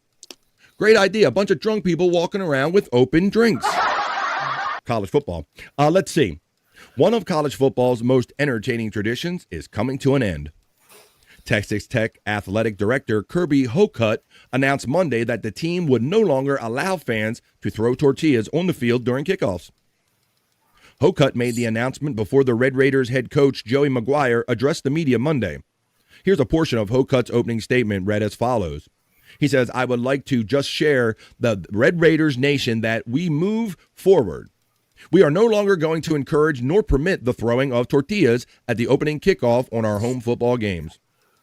He says, "We control our fate in every situation on the football field, as well as our event operations. We know that as Red Raiders, no one tells us what to do. We make our own decisions, and we encourage actions because they are the right thing to do. We have an opportunity, like Spawn says, to make the championships this year. We have an opportunity, and we're on the cusp of a very special football season." The coach goes on to say, "I ask the Red Raider Nation to continue to give these players, this team, and all of our Red Raiders all the support and energy to make sure we give them every possible chance to accomplish our goal of getting to Arlington for the Big 12 Conference Championship of College Football Playoff." The news comes after Texas Tech found itself embroiled in a controversy after a Kansas staffer claimed that they were hit with a pocket knife, Scott. Here's where the pocket knife comes in. So somebody, I guess they grabbed a tortilla out of their pocket. They say they threw a pocket knife along with one of the tortillas thrown during the incident. It says, thrown during the incident on the Red Raiders on October 11th. The incident reportedly occurred as fans were throwing tortillas on the field. The Big 12 looked into the situation and concluded that no member of Kansas was in fact hit by a pocket knife during the contest. The Kansas coach who made this claim, Lance Leopold, was fined by the conference for making an inaccurate statement following his team's loss to Texas Tech. That game marked the first time this season that Texas Tech was penalized as a result of fans throwing tortillas on the field during kickoffs. That tradition has existed for decades at the school. During the opening weeks of 2025 season, Texas Tech avoided penalties for tortillas being thrown on the field, but that changed during the game against Texas. In the offseason, the Big 12 approved a rule change related to the throwing of items onto a playing surface, per Yahoo Sports' Ross Dillinger. The Big 12 said that warnings would be issued initially before 15-yard penalties would be enforced. Hocutt originally met that news with defiance, saying Texas Tech would continue its tradition, but they have since relented. No more throwing of anything. No tortillas on the field, whether it's soft or not. That's not a great idea to encourage you. You got drinking and throwing things on the field. That's not, in college kids, that's not a good mix of things. Hey, Andrew, doing all right, buddy? All right, buddy. Swamp ass and sweaty scrotum is less desirable. Let's see. Talking about that. I like the tortilla throwing because here's my take. A hat trick. I didn't know this required a take. Yes, 3. Yes. One person scores 3 or more. I look at it that way. All right. He looks at it that way. All right. Okay. All right, Andrew, I got another sports story for you, Andrew. And then we're going to finish with a sexy bikini report. Andrew, you're familiar with, he's picking his nose again. Yeah, he's trying to hide it. Andrew. Bleeding. Okay, because you picked your nose. Because you picked it so much, it's bleeding now. Well, you're entertaining space nerd. Well, Andrew, take one moment away from picking your nose or you're bleeding. Let's talk about Russell Wilson a little bit. Now, Russell Wilson was famously the quarterback for the Seattle Seahawks for many years. He could have won 2 Super Bowls with them, if not for a bungled call where they didn't just send Marshawn Lynch over the line, right? They had him throw a pass within the 2-yard line. He could have had 2 championships almost, but he is a Super Bowl champion. He was eventually released and ended up being with he was with the Steelers for a year and ended with the New York Giants last year, earlier this year, right, Andrew? You talking about Russell Wilson? Russell Wilson. Yeah, and he was at the Broncos for a minute, too. Yes, Scott, and that's what I want to get to, buddy. I missed one, right. So thank you, Scott. When he was released or was let go, he was signed as a free agent by Sean Payton and the Denver Broncos. He was going to be the future, the next guy in Denver to help them do their thing. He went 1 year. I'll tell you his record. I think they went 6-7 when he played, Scott. Laid an egg, man. His numbers really weren't that bad, Scott, but I guess they were spread out, so stretched out over the season that it didn't really help him. Because I'll give you some of his stats in Denver, and I'm going to tell you why all of this adds up together. Because after he was the Denver Broncos quarterback, I think he went 6 wins, 7 losses. He was released by Sean Payton. They took a big cap hit. He ended up with the Giants. The Giants and the Broncos played each other this weekend, so it's basically Russell Wilson's new team against his old team, and some smack was talked. That's the next story in the other news, in the not-so-serious news, Andrew. Little sports story. This is about Russell Wilson, who's basically like a kind of a good boy. You don't really hear him talking a lot of shit. But Russell Wilson claps back at Sean Payton, calls his comments classless after the Giants lost to the Broncos. So, Scott, this was the game that you were excited about because the Denver Broncos were losing most of the game, and I think you said they came back and scored like 30-some points and ended up winning by 1 point, right? Yeah, going into the fourth quarter, if I remember right, it was like 32-0. Wow. In the fourth quarter, Denver scored 33 points. Amazing. So, because of all of this happened, this is Sean. He thought he was going to face Russell Wilson, but he ended up getting Jackson Dart because Russell Wilson has been long since benched, even this year. He got benched like 2 or 3 weeks ago or something. Well, because of all of this, Russell Wilson is no longer the starting quarterback. I think he's just kind of riding the bench right now. I don't know if he said he was going to retire or he might have been released or whatever. But this is about the dynamic between him and Sean Payton because, Scott, Sean Payton came from that whole Bill Belichick, not Bill Belichick, but Bill Parcells coaching tree. Right. Like, these were just some rough and tumble fucking coaches, guys. They were like army dudes, right? He had Drew Brees for a long time. Drew Brees for a minute. He developed a couple quarterbacks. Well, the former Broncos quarterback fired back at Payton's postgame remarks following Denver's dramatic Week 7 win over Russell Wilson's Giants, even though he wasn't playing. The New York Giants quarterback Russell Wilson took a sharp swipe at former coach Sean Payton on Tuesday, following the Denver Broncos' dramatic 33-32 comeback win in Week 7. The remark comes after Payton, who coached Wilson for one tumultuous season in Denver in 2023, praised the Giants' rookie quarterback that beat them in the post-game press conference, while taking what many saw as a subtle dig towards Russell Wilson, Scott. And here's what he did. Sean Payton says, they found a little spark with that quarterback, Payton said Sunday, referring to Jackson Dart, who replaced Wilson as the Giants starter after the team began the season 0-3. So it happened for Week 4. He goes, I was talking to the Giants owner, John Mara, and not too long ago, and I said, we were hoping that the change would happen long after our game. So he was hoping, he's basically saying that Russell Wilson was so raggedy that I was hoping to face his funky ass. It's what he dissed him, basically. Wilson responded with a pointed social media post, appearing to take aim at his former coach while referencing past controversies. Now, Scott, I saw from the beginning, Russell Wilson came from the touchy-feely Pete Carroll, I'll train you and I'll teach you, I'll give you a hug, college football kind of thing. And Sean Payton's like, you better fucking do it or you're dead. It was two different coaching styles, Pete Hunt, right? Yeah. That whole buddy thing, that just wasn't that Pete Carroll, hey man, Pete never talked to me like this. That shit was never going to work out in my estimate, Scott. I saw this kind of from the start. Yep. It says, Wilson says about what Sean Payton said, his former coach, classless, but I'm not surprised. Didn't realize you still bounty hunting 15 plus years later? Ooh, through the media. Now, that's a reference and a shot at Sean Payton, Peacunt, because you're probably aware that when he was a defensive coordinator and a coach, he was on teams that were accused of actually headhunting guys and saying, if you take out a knee, you get this much money. If you take out a certain body part or take a guy off a field, you get, and they kind of found out it was kind of true, didn't they, allegedly, Peacunt, right? Yeah. Bounty Gate. Bounty Gate, Scott remembers. So there you go. So you got guys like Sean Payton that are doing Bounty Gate and taking mofos out, and then you got Mr. Guy that was coddled by Pete Carroll meeting him, and the shit never worked. He goes, there's the tweet right there. Classless but not surprised. Didn't realize you're still bounting honey through the media. Wilson referenced the 2012 Bounty Gate, which Scott just brought up, scandal involving Payton's New Orleans Saints, in which players have found to receive financial incentives for injuring opponents, resulting in league sanctions for Payton and some of the other coordinators. The exchange shows a lingering tension between Wilson and Payton, whose relationship during their single season together in Denver was marred by public disagreements. Wilson struggled. Now listen to some of these numbers, guys. Wilson struggled during his lone season in Denver, 2023. He threw for more than 3,000 yards. That's pretty good for any quarterback, right? Yeah. But he got 26 touchdowns with only 8 interceptions, Scott. That's really not bad either. Doesn't sound bad. It doesn't sound bad, but obviously it was spread so much out. I mean, he only really went 6-7. This guy was like one game shy of 500, and this guy Peyton lost his mind on him. Before being benched late in the season and eventually released with the Broncos, they took the biggest salary cap hit in the history of the league, P-Cunt.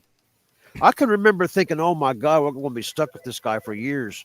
No. $85 million. Sean Payton saw the future, and he goes, I'm going to eat $85 million and release this guy. So there's where all the bitterness and the tension comes in.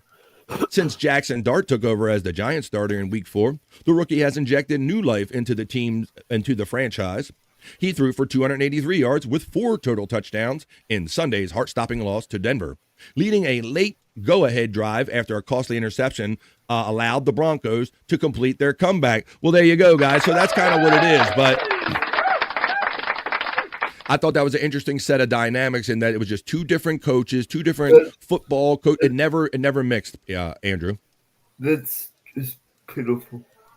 Spawn says that Peyton received a 1-year suspension, and he was one of the only ones not to appeal it, he says. He paid a 1-year suspension. Great career. Russell Wilson had a great career. It was fun to watch him in Seattle in those years, says Space Nerd. And I tend to think that he would have ended up more of like a Pete Carroll coach. He might still be playing a little better, but I think Pete Carroll is a kind of a different thing. Peyton was innocent in all of that. Peyton was innocent in that and all. Sure he was, says Spawn. That's what I was saying. Bounty Gate ruined the 2009 Vikings' chance to win a Super Bowl. Favre was amazing that year. There you go. Yeah, through the defensive coach, not Peyton. He just knew about it. He knew. Well, they all knew about it, bro. That's the whole thing. So if it smells, it sticks to him. The 2023 Denver team was a colostomy bag. They had a multitude of issues. Yeah, and there you go. Andrew's Boogers are saying, "Let me out." Andrew's Boogers checks in on the vibe. All right. Well, I have one more story for you guys.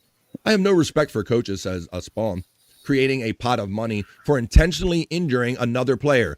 Greg Williams, that was the defensive coordinator. He should have been banned for life, says our friend. But they all kind of knew that was, and that goes back to the days of Buddy Ryan, P-Cunt, the former coach and coordinator for the Eagles. He famously, and everybody kind of knew, Buddy puts bounties on mofos. It was kind of out there for a minute like that. All right, well, I have one more story in the other news. I'm pretty sure he put a bounty on Brady. They probably did. Let me see.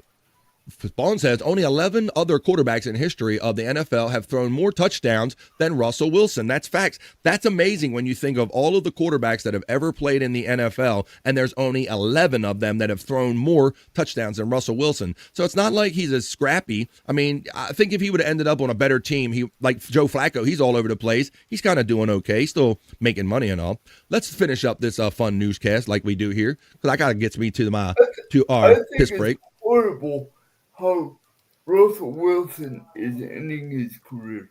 Yeah, he kind of just got benched, and he basically just said, I think I'm going to retire, guys. That's the last I heard, Andrew.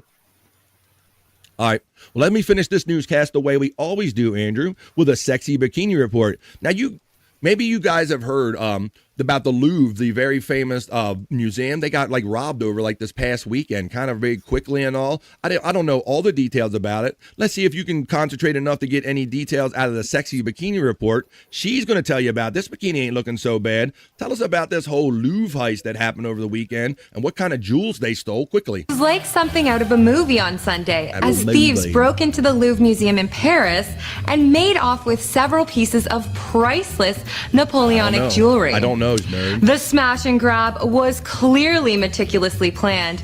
It took just 4 minutes and saw the thieves enter the museum by using a cherry picker to get to an exterior window, which they opened with a disc cutter. That's what I thought, nerd. They then went directly to the museum's Apollo Gallery, opened the display cases, snatched the historic jewelry, and ultimately fled the scene on motorbikes, all in broad daylight while the museum was packed with tourists.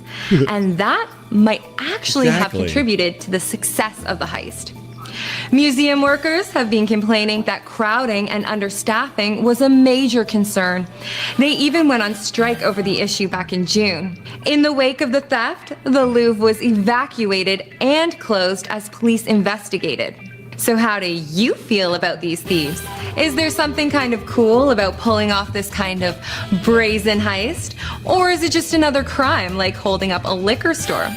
Let us know in the comments and be sure to follow the Bikini Report for more daily headlines. Well, there you go. You get back to the poll.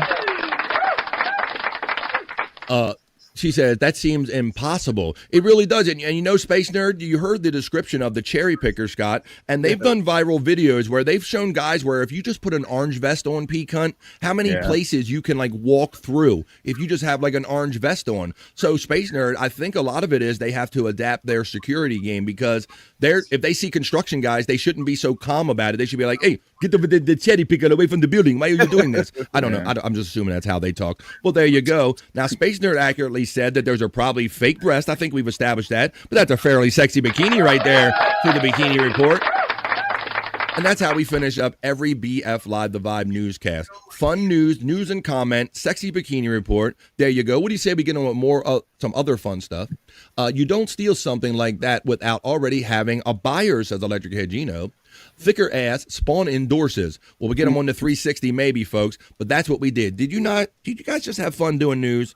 Is that what we just did? I think that's what we did. We just did the other news, Andrew. We just did the not so serious news.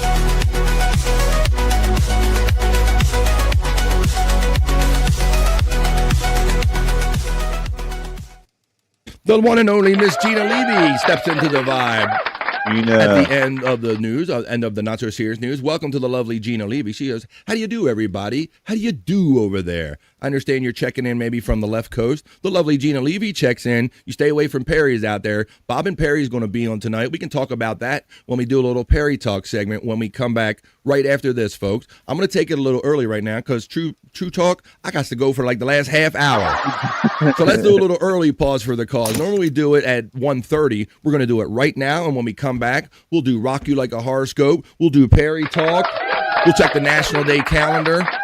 And so much more. But let's do this quick 2.5 minute piss break or do whatever you got to do. Grab a drink, grab a smoke, grab a snack, grab a friend, and tell them that the fun is happening in the middle of the day right here on BF Live The Vibe. Come back for more right after this 2.5 minute piss break.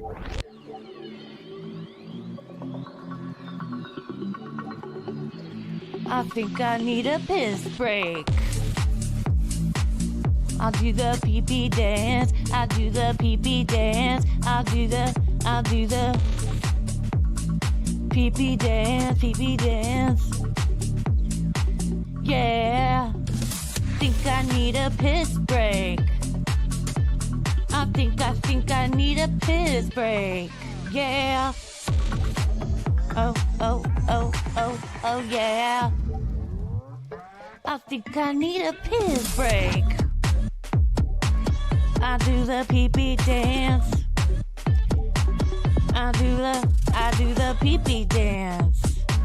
Yeah. I think I need a piss break. Oh yeah. I'll do the pee-pee dance. Oh, watch me now. I'll do the pee-pee dance.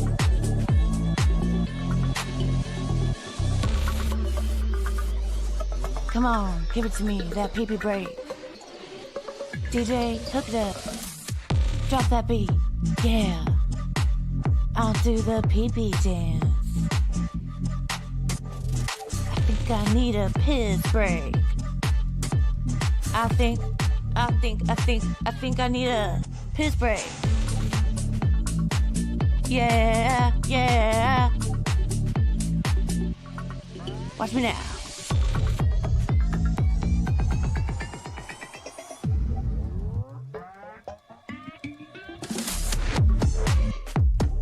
PP breakdown, PP breakdown. Break it down, PP, yeah.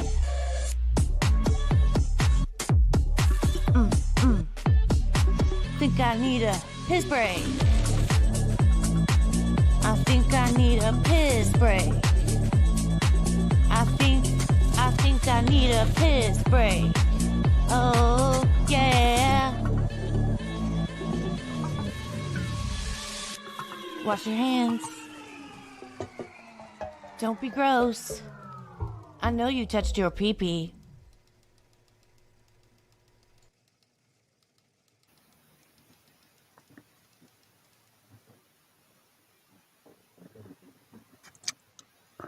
All by myself. I guess I get to run the show for a while. I think VS probably taking a shit instead of a piss.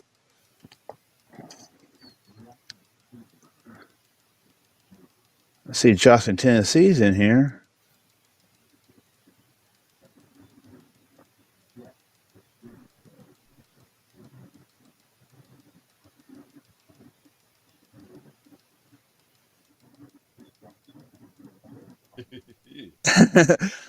Uh-oh, look who took more than 2.5 minutes. This guy.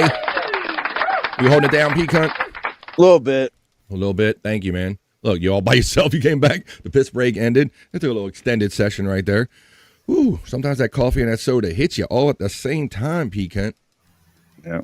There you go. All right, well, thank you for holding it down. P-Cunt's doing the thing here. Scott will be back in a minute. There's Andrew the Giant and all the chat family. We are back after the piss break. Just a guess. Yes, my friend. Debate.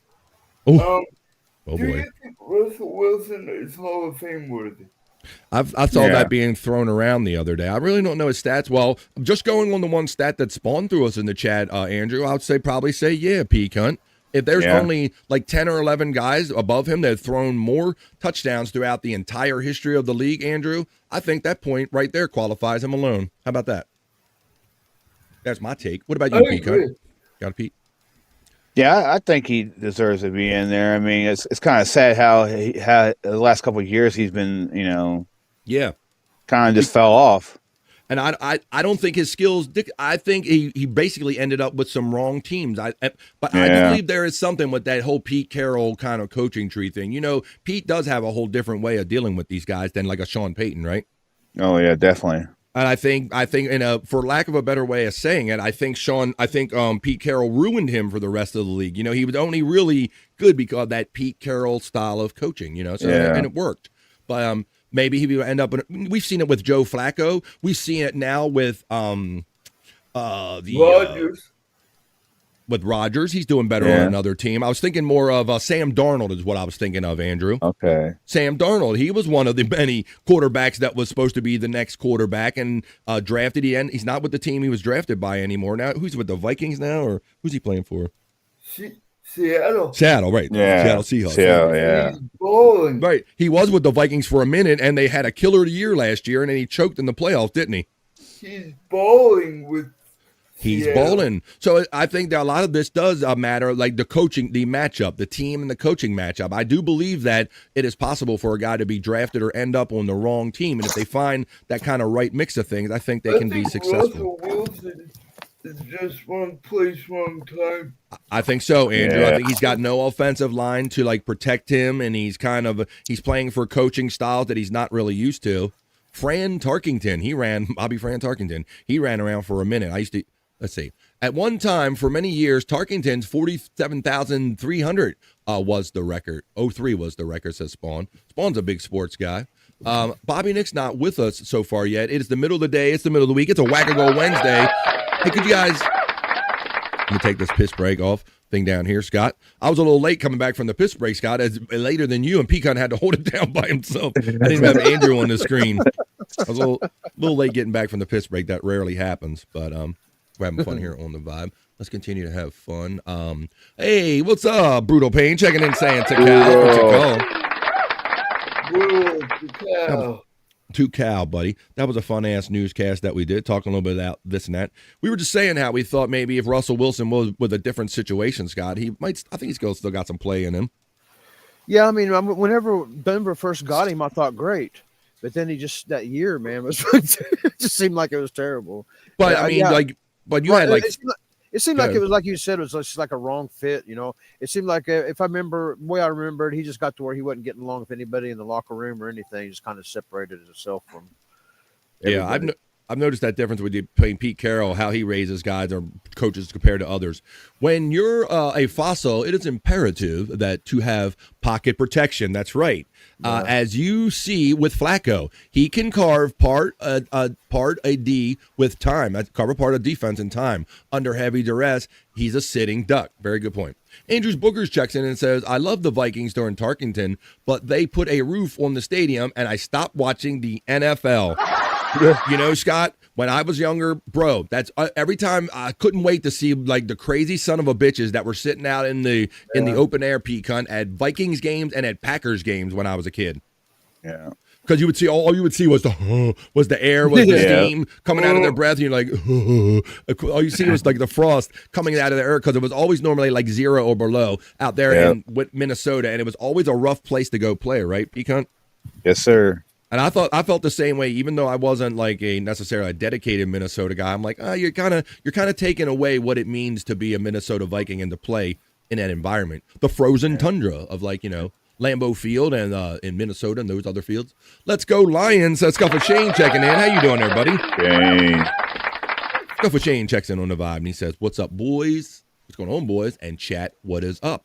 Well, what is up? What is up is that we're having fun right here on BF Live, the vibe. I had one ready. I was going to show you. Share some fun videos I like to play. Oh, I have, for those that are my Howard Stern people, where you come from the Howard Stern background, you know about Beetlejuice, right, Scott? Beetlejuice. Everybody knows Beetlejuice. Yeah. Well, I have a recent Beetlejuice sighting. I ain't no fucking pussy. I'll show it to you. Talking all that shit. Saying things about me. Oh, I got dirty pop. I got dirty popping on me. I got dirty pampers on me. I sit on my Are we supposed to be seeing this? No, this is just off my board, Scott. Thanks for that, because sometimes it is. These are just off my board. Me, Beetlejuice. That's right. I'm going to show you Beetlejuice, Scott. Right, I was just setting it up with some sound, but thank you, because I have done that many times. This is a Beetlejuice sighting out in the wild for those of you Lester Green out in the wild. Check it out right here on BF Live the Vibe. This me. How you been? Yeah, I mean, we went right over here. We sat on the porch and everything right here at the lady house right here. You got in my car, remember everything? You remember me? Look at this, Scott. I came looking for you. Walking like a pimp. Look at this. Yeah. Look at the gray hair. You're looking old. Lester Green, Beetlejuice. He's Beetle. He's as bad as can. He knows he's the best. Josh in Tennessee checks in. He's a Howard Stern fan. He knows. Tennessee. Guys, when's the last time you saw Beetlejuice? Okay. We went and had birthday dinner with me and my son. Oh, again? Yeah. I had got a job. I was. Well, how you been doing? Huh? How you been doing? I'm getting old. How you doing? I know, but you look good. I gotta show you some video. You don't believe it's me, do you? I don't even know who the fuck you are, he probably said. Beetlejuice, if you're ever familiar with him, he could literally have a conversation in a room, walk in another room, come back and see that person and go, who the fuck are you, basically? So he probably has no idea who this person is. But How you been? Yeah, I mean, we went right over here. We sat on the porch and everything right here at the lady house. But I think right last here. we heard, like, his sister kind of pulled him out of all this, Scott, is the last I heard, right? My car, remember everything. You remember me? You supposed to be, I came looking for you. You supposed to be. They're even saying that he really doesn't really, I haven't heard him on Stern in years. Like, she keeps him away from everything from my last understanding of this. Went and had birthday dinner with me and my son. Oh, again? Yeah. I had got a job. I was. Well, how you been doing? Huh? How you been doing? I'm getting old, huh? I know, but you look good. I gotta show you some video. You don't believe that this. Scott even said it. I'm getting old, hon. I don't know why you got a green. Why he got a green tag on his shirt? Is that so in case he's lost? I know, but Oh, it does say something on it, don't it? Probably his name. Yeah, probably. It says something like screened or something. Like I don't know if it's from his last health check or something like that, Scott. It says screened on it. You look good. I gotta show you some video. You don't believe it's me, do you? All right, well, there you go. That's sighting in the wild, Lester Green, a.k.a. Beetlejuice from the Howard Stern Show. Well, yeah, Shane says You Space look like he's Nerd. in pretty good shape. Didn't look bad, just a little gray around the edges, but aren't we all? Let's see. Beetle has a whole new love from the kids. Terry Nee is correct. Like, he went totally viral on his own. You know, I think a lot of those sayings were derived from the Howard Stern Show, but they were put out there kind of on their own on social media. And kids, different generations, love Beetlejuice just for who he is. No association to the Howard Stern Show. They don't even know about that. Who, me? How about you? Let's see.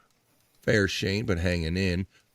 Gimme Beso says Beetlejuice is starting to look like the Bill Cosby. It's starting to look like the Cosby. How you been, sweetheart? You guys are awesome, having fun here in the vibe. Why don't we let me do this. Let me check this off. I gotta I'm gonna show this video real quick. Scott with the Stormy shared that video with us. Let's do a little Halloween, have a little Halloween video. And this might be Scott in the future. I don't know. Let's see what happens here. Maybe not this one. I got a couple of them I'm talking about.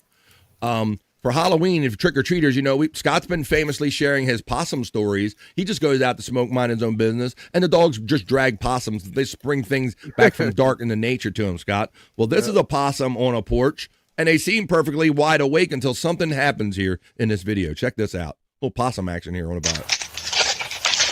He's having that Easter candy, that Halloween candy, Scott. Look, he's enjoying it, right? Right.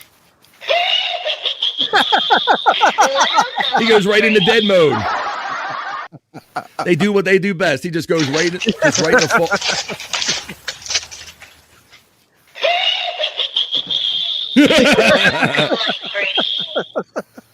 I wonder how long it laid there like that until because now that's a standoff, Scott, because they're both frozen, right?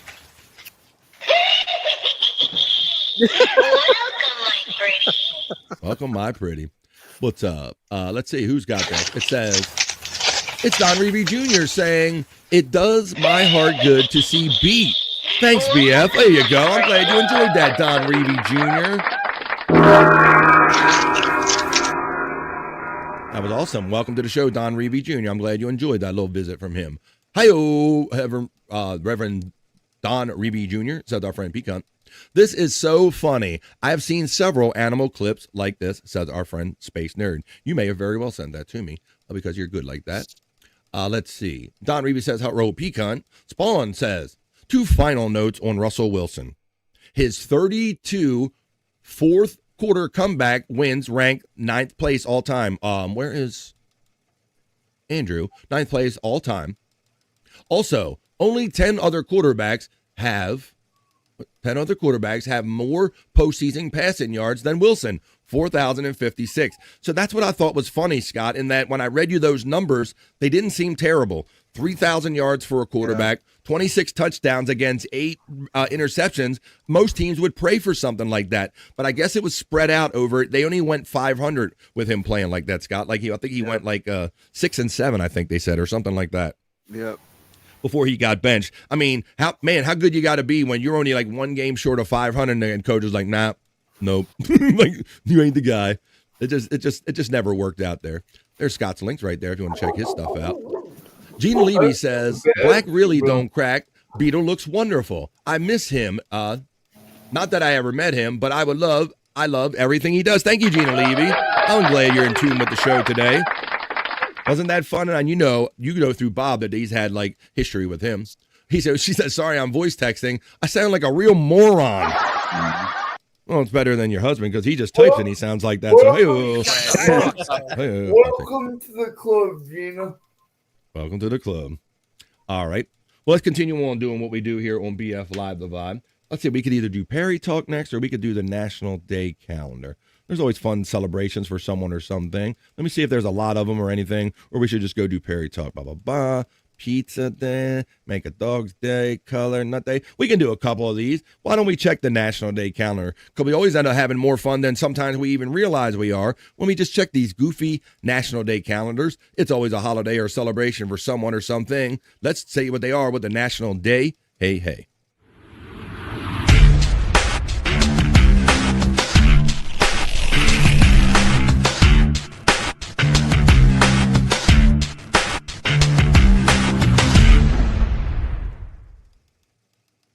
It's the National Day calendar check, folks. The National Day, hey, hey. It's always a holiday or celebration for someone or something. Let's see what they are today. Today is the middle of the day. It's the middle of the week. It is Wednesday, October 22nd on the National Day calendar. The holidays we have today are National Tavern Style Pizza Day. I'm not sure, unless they mean like roll or skate land pizza or something like that, or bowling alley pizza. Not sure what they mean by tavern style. We'll look into that. How about National Make a Dog's Day on October 22nd? It's also National Color Day, and it's National Nut Day. Is that your dog's there in the background there, Scott? Yeah, I'll mute him. No, you don't have to mute him. I'm just making sure, and you ain't going to get like attacked or anything. All right, let's see what makes a tavern pizza. National Tavern Style Pizza Day. Guys, you ever have tavern style pizza? Discuss. Let me see. On October 22nd, it's National Tavern Style Pizza Day. Today, we are celebrating the taste of Chicago with a hand-pinched crispy crust, zesty sauce, and plentiful amounts of toppings. Join us as we discuss why National Tavern Style Pizza Day is going to increase your need to enjoy this cheesy delight. Now, I just enjoyed me some Stouffer's French bread pizzas last night, P-Cunt. That's my jam. That's one of my jams. You like pizza, bro? Good. Oh, yeah, I like pizza. Especially Supreme, or I like chicken, or I know some people don't like pineapple on their pizza, but I do. I don't care. As long as you don't make me eat it, you can have whatever you want on your pizza. But I understand that, yes, there are many people that you can divide families over some of that stuff. Pineapple's good. I agree with Pecan, man. You like that? Yeah. I got some family that enjoys some ham and pineapple pizza. Like I said, I don't care as long as you don't make me eat it. You can have what you want. Screaming Sicilian brand is good, said our friend Space Nerd. You know, what's your favorite frozen pizza? Yeah, the frozen pizza game is just unbelievable compared to when we were younger, Scott. Yeah, hell yeah. I almost prefer just a Tombstone or a Red Baron. I almost prefer them over a restaurant. There are some that you look forward to because, they have Red Baron. Like you said, the Red Baron. My daughter, being a college kid, she's hip to the Red Baron game. I enjoyed a Stouffer's pizza last night, but used to have the Elio's pizza. Used to have the little Ninja Turtle pizza. My nephew ate the little Elio's Ninja Turtle pizza back in the day, P-Cunt. They have Stromboli's. They have a lot of frozen pizza, but let's read more about what makes it tavern style. People across the globe love pizza, and tavern style pizza is a favorite among pizza lovers. In fact, tavern style pizza lovers will tell you this unique pizza originates in Chicago and is the most popular type of pizza ordered in Chicago.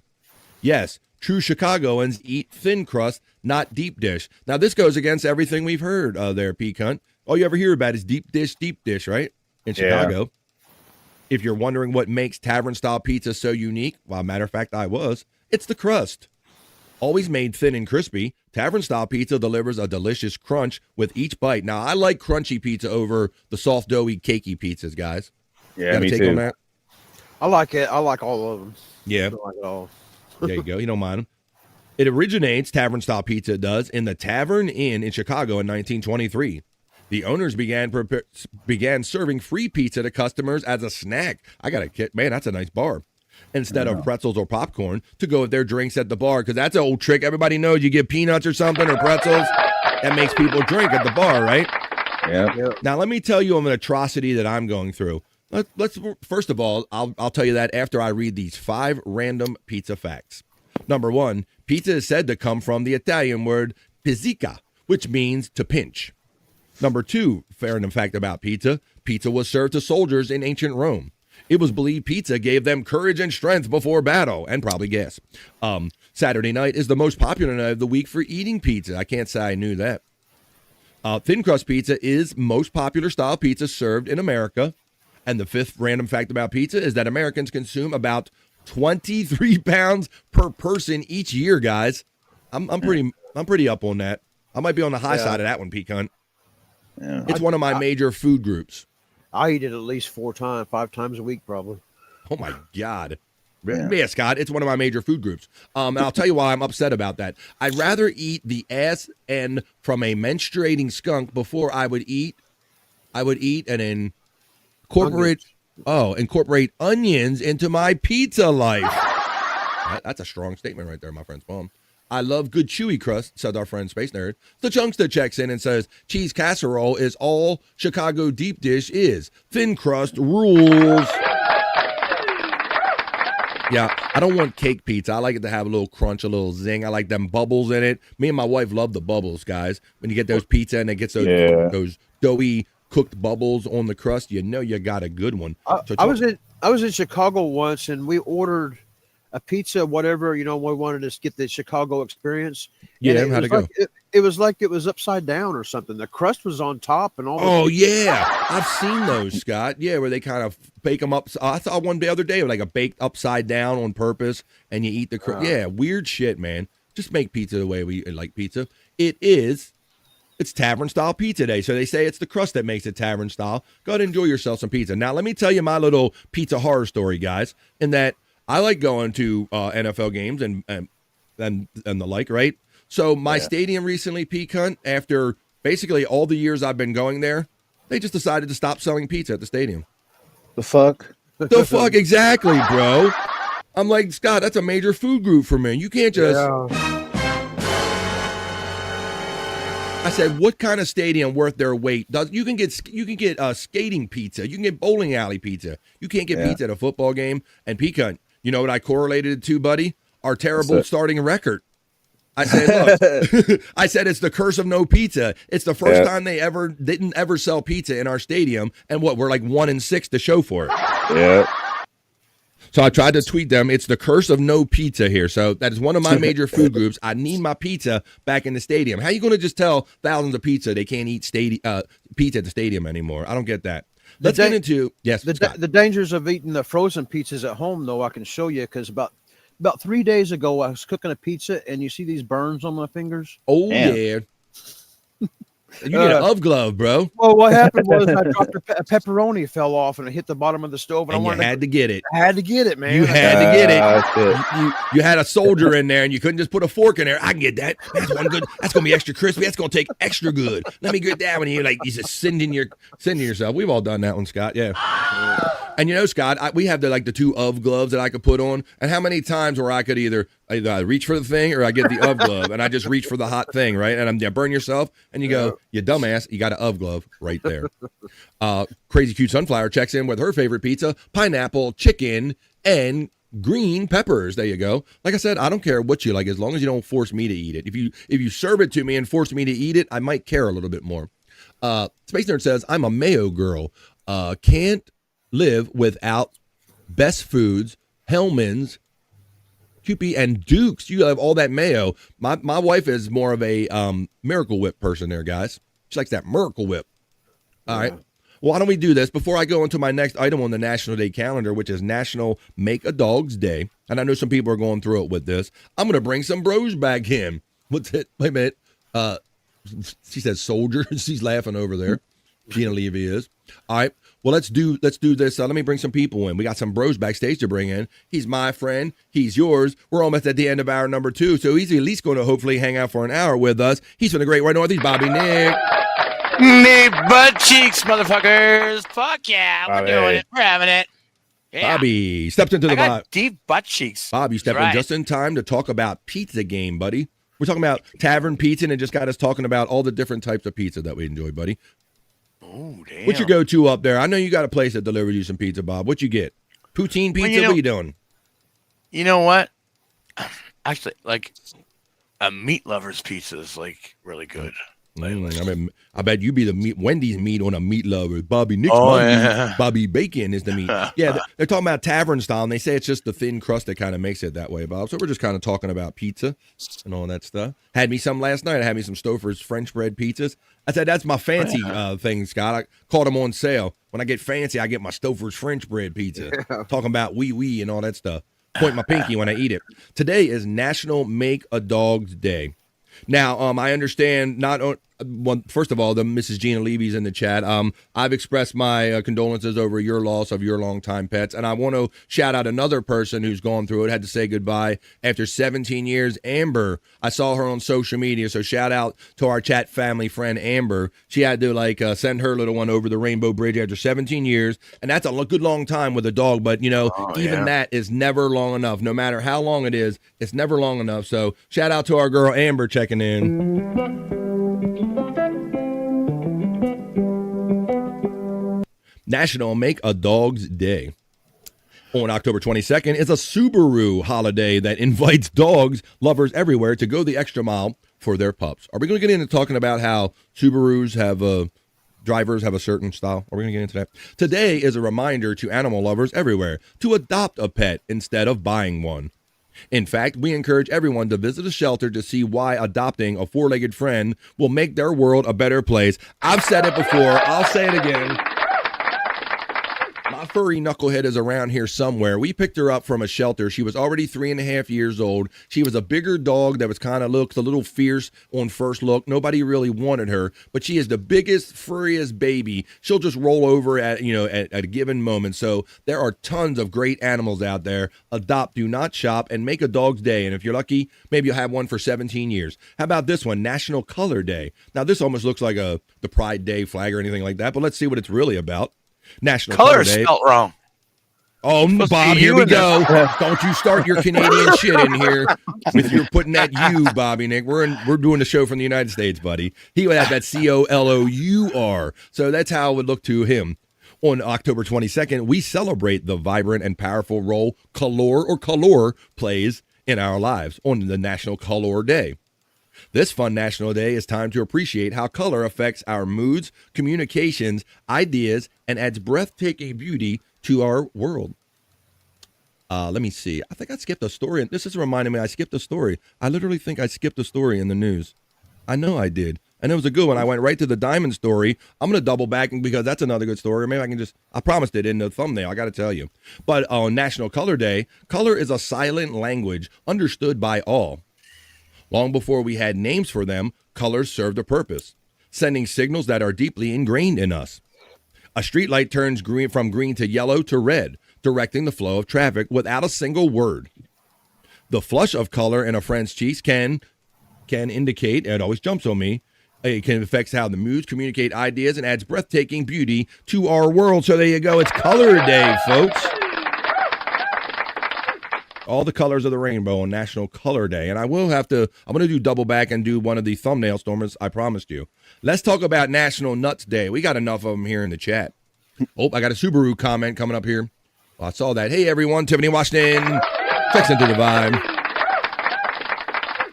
Gimme Beso says, Subarus have a certain buyer because in the 1970s and 80s, they were excluded from buying certain brands. Certain brands. Subaru said, we got you. Hey, everyone. That is true. I'm just talking about they all seem to not drive at the same pace. They're all very overly cautious and very overly like I'm here, just drive around me. I'm a Subaru. I'm cautious. I'm not going to go too fast. I'm going to get, kind of a thing. Just something I noticed. But it's a different kind of nut today here on BF Live The Vibe. It's National Nut Day. No, not these great panelists that join me every day. National Nut Day is observed annually on October 22nd. This day is not about the neighbors that live down the street or the co-worker who sings with their headphones on. This is a food holiday celebrating a healthy and nutritious snack. Now, I'm going to say this clearly. I like peanuts, Terry Nee. I'm not going to say it fast. You guys any kind of regular nut? You like Planters? What's your nut game? You nuts? I like all the nuts. But right now the walnuts. Not bad. Yeah, right. But right now it's kind of like walnut season. There's walnut trees around here, and I'm here pretty soon. I'm going to gather up walnuts, and so you're not opposed to that, Scott? When you see a wild walnut tree, you'll go pick them up off the ground or pluck them up, and you will just bust a wild walnut, huh? Oh yeah. I like cashews or almonds. Do you? Oh, cashews are the best. I like just regular. I like peanuts in the form of peanut butter, and I just eat the regular Planters salted as my go-to peanut. I'm not much on all the macadamias and things of this nature. Understand? Oh, really? How about you, my friend? Pecan. Do you like any unique beer nuts? That used to be a unique nut. Beer nuts. Yeah, beer nuts are good, but I like cashews for sure. I mean, cashews are fire. Yeah. And what about those? Didn't they have those Boston baked nuts that had that kind of crispiness on the outside, a sweet shell or something, but they were just the nuts with a candy coating, something like that? Well, if you like nuts, then today's your day. Hazelnuts for your hazelnut sandwiches. There you go. Whoa, wait a minute. Here's the prop master stepping up. The hazelnuts. He's having a Look at that. It's not an Uncrustable. It's a no crust. sandwich. I like that. I like how they had to change. They got to change the name just a little bit. It's not uncrusted. It's simply no crust. How about that? We're going to go with that one. Well, nuts are a highly prized food and energy source and are a primary source of nutrients for both human and wildlife. Many of them are used in cooking, eaten raw, sprouted, or roasted as a snack food, and pressed for the oil that is used in cookery and cosmetics. The fats found in nuts, for the most part, are unsaturated fats, including monounsaturated fats. You understand? Many nuts are excellent sources of vitamin E and B2. They are also rich in protein, folate, fiber, and essential minerals such as magnesium, phosphorus, potassium, copper, and selenium. It's National Nut Day on the National Day calendar. Well, guys, I think we kind of went through all of them right there. That's just a general list of birthdays and stuff. We're not going to do the Medical Assistance Day. How about this? Medical Assistance Recognition Day. How about I'll do this since the lovely Gina, a lovely professional nurse in the medical profession, is in our chat today, blessing us with her presence. I'll read Medical Assistance Recognition Day. On the Wednesday of the third business week in October, we celebrate the healthcare heroes who keep medical offices running, our medical assistants. As part of Medical Assistance Recognition Week, Medical Assistance Recognition Day is a time to honor the professionalism and compassion of these essential team members. Medical assistants are the heartbeat of any clinic or physician's office. As one of the fastest growing professions, they are the versatile and indispensable link between patients and doctors. Their role is a unique blend of clinical skill and administrative expertise, ensuring that every patient's visit is smooth, efficient, and welcoming. It's National Medical Assistance Recognition Day on BF Live The Vibe. Well, there you go. I think we had a little fun doing that. We always like to see what holidays or celebrations any day holds when we check the National Day calendar.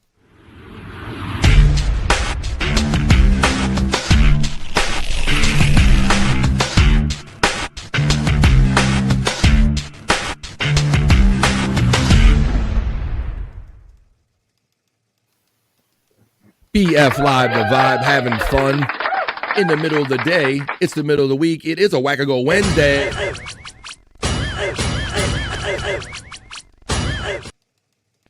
So please accepting any memberships or super chats on a Wackago Wednesday. It's the one day where I shamelessly just, with no shame in my game, ask for that. I'm not a medical assistant. I just play one on TV, says Articulate John, stepping in to the vibe. I want to double back. I don't know how this happened. Maybe Andrew or somebody stepped in at the time. Something shook me from doing this next news story. So I'm going to double back a little bit. Before I do that, the Reverend Wild Bill excitedly lets us know that it's 9 days until Halloween. He's ready to go. And Bobby Nick's here. Bob, I also have a list of what is supposed to be the 75 ranked in order, 75 horror movies. Oh, really?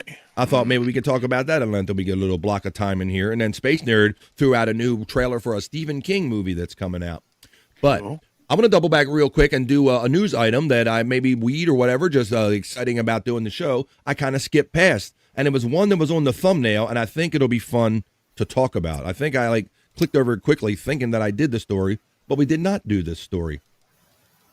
We're going to tell a story about chocolate, guys. This was supposed to be the chocolate music story. No, it's not rap, not anything not soul music or anything, guys. This is literally a story about listening to the world's sweetest melody makes chocolate taste better. So they've actually done studies on this pecan, and they claim, and I have the actual song, guys. Do you guys have any chocolate? Go grab some chocolate right now. I'm ill-prepared. I should grab mine. It's right on the shelf over there. It won't be too far out of the way. Maybe I'll make a little moment. I'll play a little song, and I'll go run and grab my chocolate. We got to try this with the song, guys. Maybe you guys, I should have told you everybody to grab some chocolate on this story. Clive rules. Let's see. A sound expert at the University of Bristol in the United Kingdom created a special song designed to enhance the sweetness and intensity of chocolate. What do you guys think about this on the surface? They say this is supposed to be a thing. You know, chocolate, I don't know, something. Rain. Chocolate rain, Scott. That's it. Right. I thought either people are going to say Bob's talking about chocolate rain or he's talking about rap. Chocolate rain. I should have pulled up chocolate rain, Scott. Oh, I should have definitely had that ready already. I can pull that up on the quick.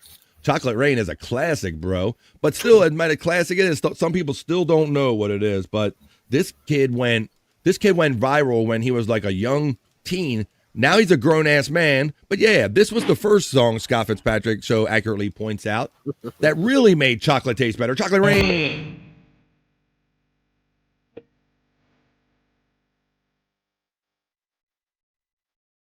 We're going to grab some chocolate while this is playing. Some stay dry and others feel the pain. Chocolate rain. A baby will I be for this in chocolate rain. The school books say it can't be here again. Chocolate rain. Chocolate Rain on the vibe. The prisons make you wonder where it went. Chocolate rain. My dude had that voice when he was a teenager, Scott. Yeah. Chocolate Rain lives. Well, we're going to see. I have dark chocolate with almonds. You understand? Senses enhance each other, i.e. taste and smell. Is that Gus Fring? Gus Fring? No, that was Chocolate Rain. All right. Well, let's do this. This sound expert says the sweetest medley is the result of over 60 years of scientific research into a phenomenon known as multisensory integration. You understand? The Biabians first introduced me to this, you motherfuckers, okay? It says the research into a phenomenon known as multisensory integration, where taste and hearing influence each other. Apparently, music with soft melodies and in major keys can enhance the sweetness, silkiness, and the sharp notes highlight the bitterness of chocolate. Can you believe this shit, guys? And the fast-paced music is more suitable for pairing with fast food rather than dessert. So they're saying like these slow melodies. I'm going to see if it makes this chocolate taste better. Chocolate Rain. Knowing this, Natalie Hyacinth, a sound expert at the University of Bristol, teamed up with the UK chocolate brand Galaxy Chocolate to create a song that makes chocolate taste better before the listener. Taste better for the listener. See, I can show you a little bit of this. Let's show you a little bit of this article. It says the 78 beats per minute track, aptly dubbed the sweetest melody, is 90 seconds long. The time it takes chocolate to melt on your tongue, and features piano for sweetness, strings for smooth finish, and a harp for a smoother, more pleasuring texture. Galaxy Chocolates claims that the song transforms chocolate from a simple dessert into a symphony of the senses. I'm gonna try this out right now. I got chocolate.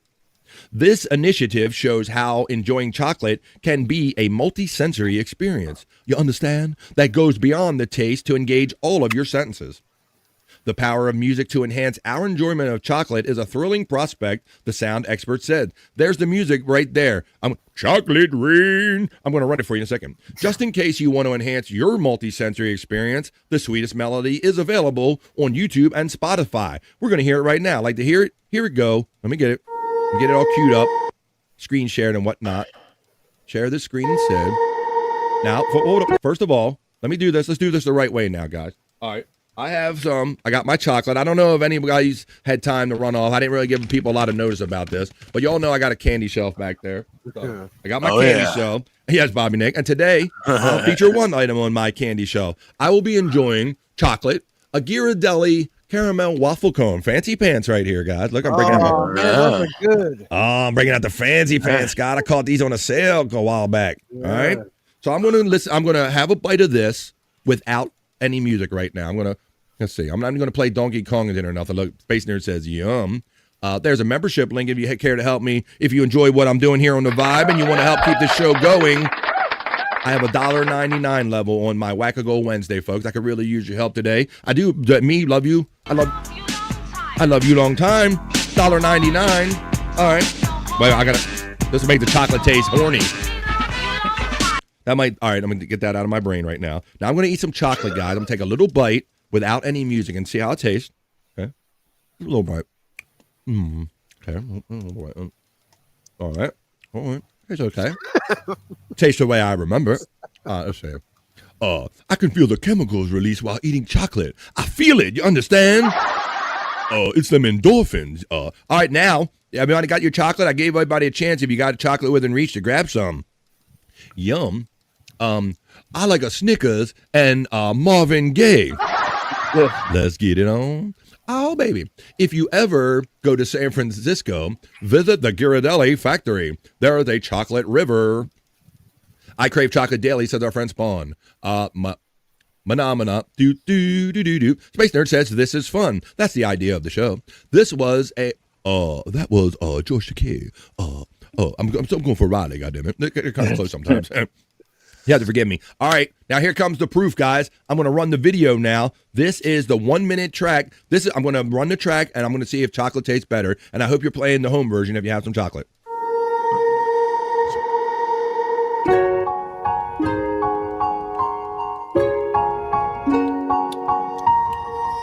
Now I'm going to take a bite during this. Here we go.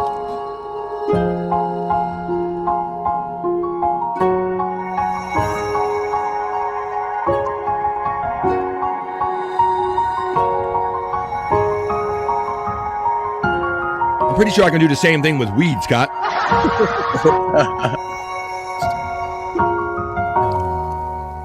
Chocolate rain.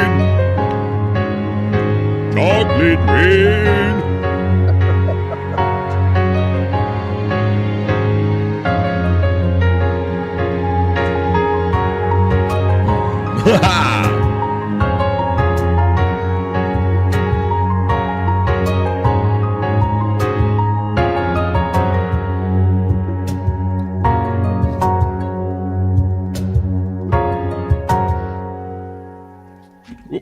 Hitting that brown note. There you go. The sweetest medley. There you go. You just saw it right there, folks. So that is supposed to be an actual thing. Now, I will say, now, wait a minute. She said, LOL, nobody. Wait a minute. She said, we got the brown note. We hit that brown note. Look out. Wait a minute. Nobody says, I have gay farmers, you understand? AKA, Jolly Ranchers, motherfucker. The Jolly Ranchers. Hello. I get what you're saying there. Hello, Frisco. Hello, Frisco. Now, the funny thing is, Space Nerd, that I will say that I took that second bite, Scott, and it felt like it hit the side of my tongue a little different. It did. But also, I will stand behind what I say. I probably think I can have the same effect with weed. I don't think you need like a song right there. I think you get the same effect from weed. Well, there you go, guys. That was a little story that I forgot to tell you, but I thought chocolate music, or like Scott said, chocolate rain, it was worth talking about again. 5 minutes after 2 right here on the East Coast of the United States, where we're coming to you from. Yes, sir, the old brown note from way back, says nobody. Who farted? It better not have been a female. They don't do that. I don't know any females that do that, Spawn. Who do you know? All right. Let's see if we can get into this thing right here. Now, obviously, with 75 movies on the list, Bob, I don't think we're going to have time to necessarily tackle every movie, buddy.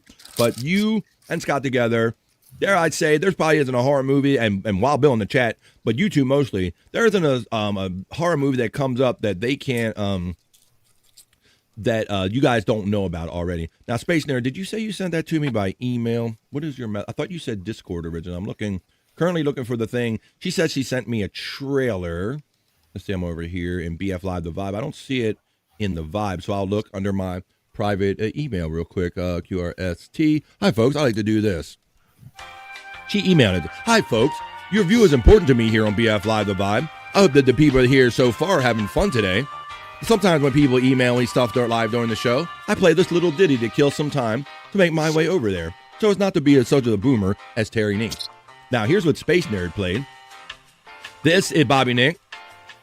And guys, okay, I'll fade that out.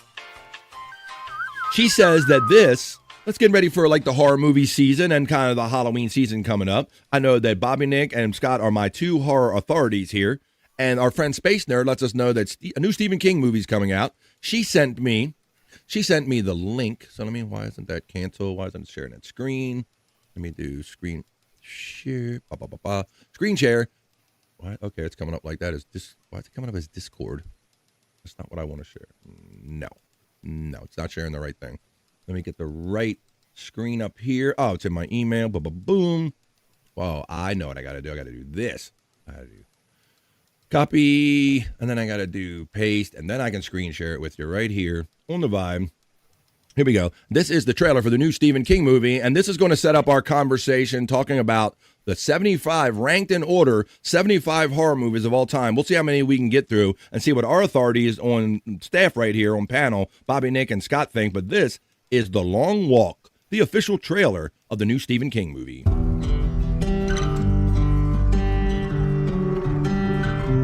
I'm Ray Garrity. You can call me Ray. Prima Breeze. Hank Olson's the name. Walking's my game. Scott walks. Like me. I'm the last of my kind. We did the very first long walk years ago to inspire everyday people. Smile, boys. You're on candid camera. Man, you gotta not think about the things out of your control. Think about your plan. Is this like some post-apocalyptic Forrest Gump or some shit, Scott? What's up, buddy? No, what the fuck is this? This looks weird. Let's check it out. I can't stop thinking about all that money. Walking. They're walking like Scott. I think they copy your movie idea. I'm the last of my kind. It's like a militant Forrest Gump. Morning. Just keep walking. That's right. Just keep walking. Yeah, that's it, kid. That's it. You're not made for this. They kill you. Boom. Uh-oh. Take heavy sack. Fuck a cramp, Scott. God damn. I'm not going to go through the whole rule book, but it boils down to this. If you fall below the speed of 3 miles per hour, you get your ticket. Oh. No way. Walk until there's only one of you left. Who's ready to win? It's like some redneck Hunger Games. Damn. This is walk or die. Oh, he stopped to tie his shoe. As long as you can. But sometimes the body won't listen. You should have kept walking, Cal. For some, your heart will stop. For others, your brain. And the blood will flow suddenly.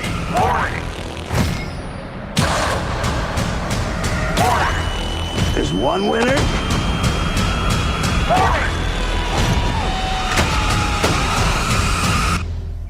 And no finish line.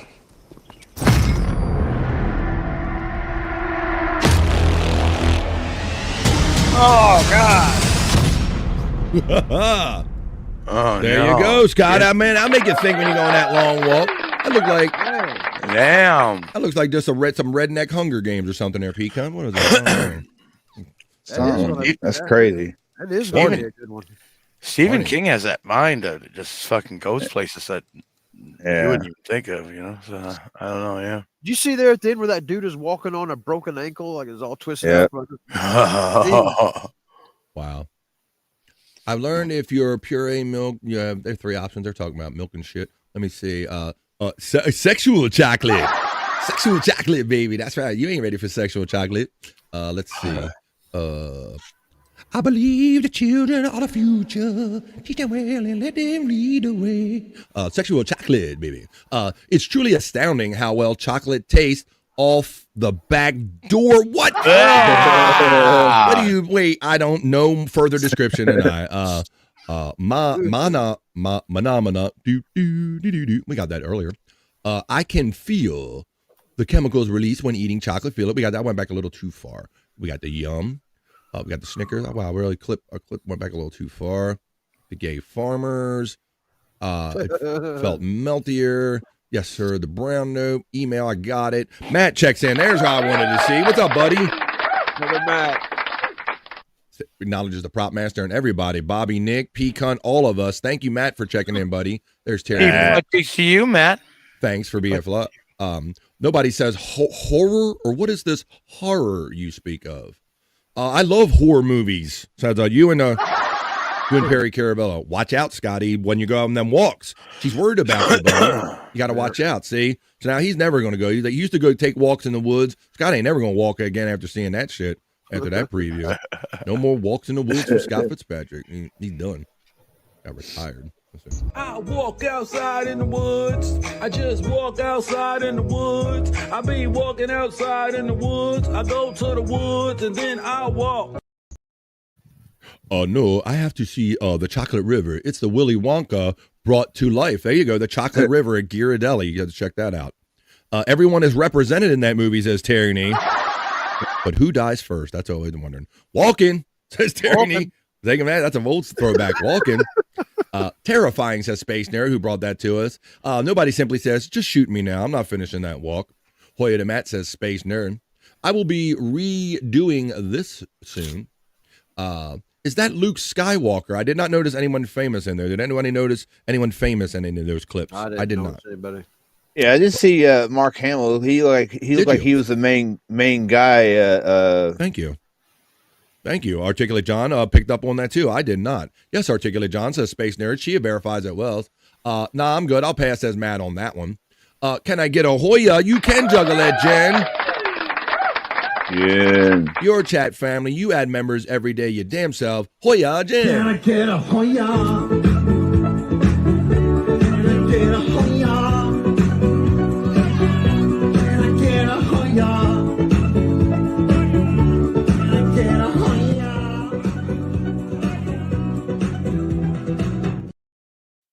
Juggle that, Jen. Thank you for stopping by the Vibe today. Appreciate you. Hoya, said our friend Space Nerd. Jen, let's jam out, says Spawn. He's already excited to see if the lounge is going to happen after this show, Bobby Nick. Oh, it is. It's happening. Right. 3:30 p.m. Eastern. This is just the beginning of the fun. The party's going to head over to Bobby Nick's Lounge after this show. We'll tell you how to get there when we do our plugs. Can't wait, Spawn, says Juggle Jen. They're getting excited about the lounge already. This is just the beginning of the fun today on a Wednesday. Middle of the day, middle of the week. Stacy checks in and says, sending you all a sincere deep butt cheeks on a fine Wednesday afternoon. That is stuck with our friend Stacy Allen. Eat my cherry pie.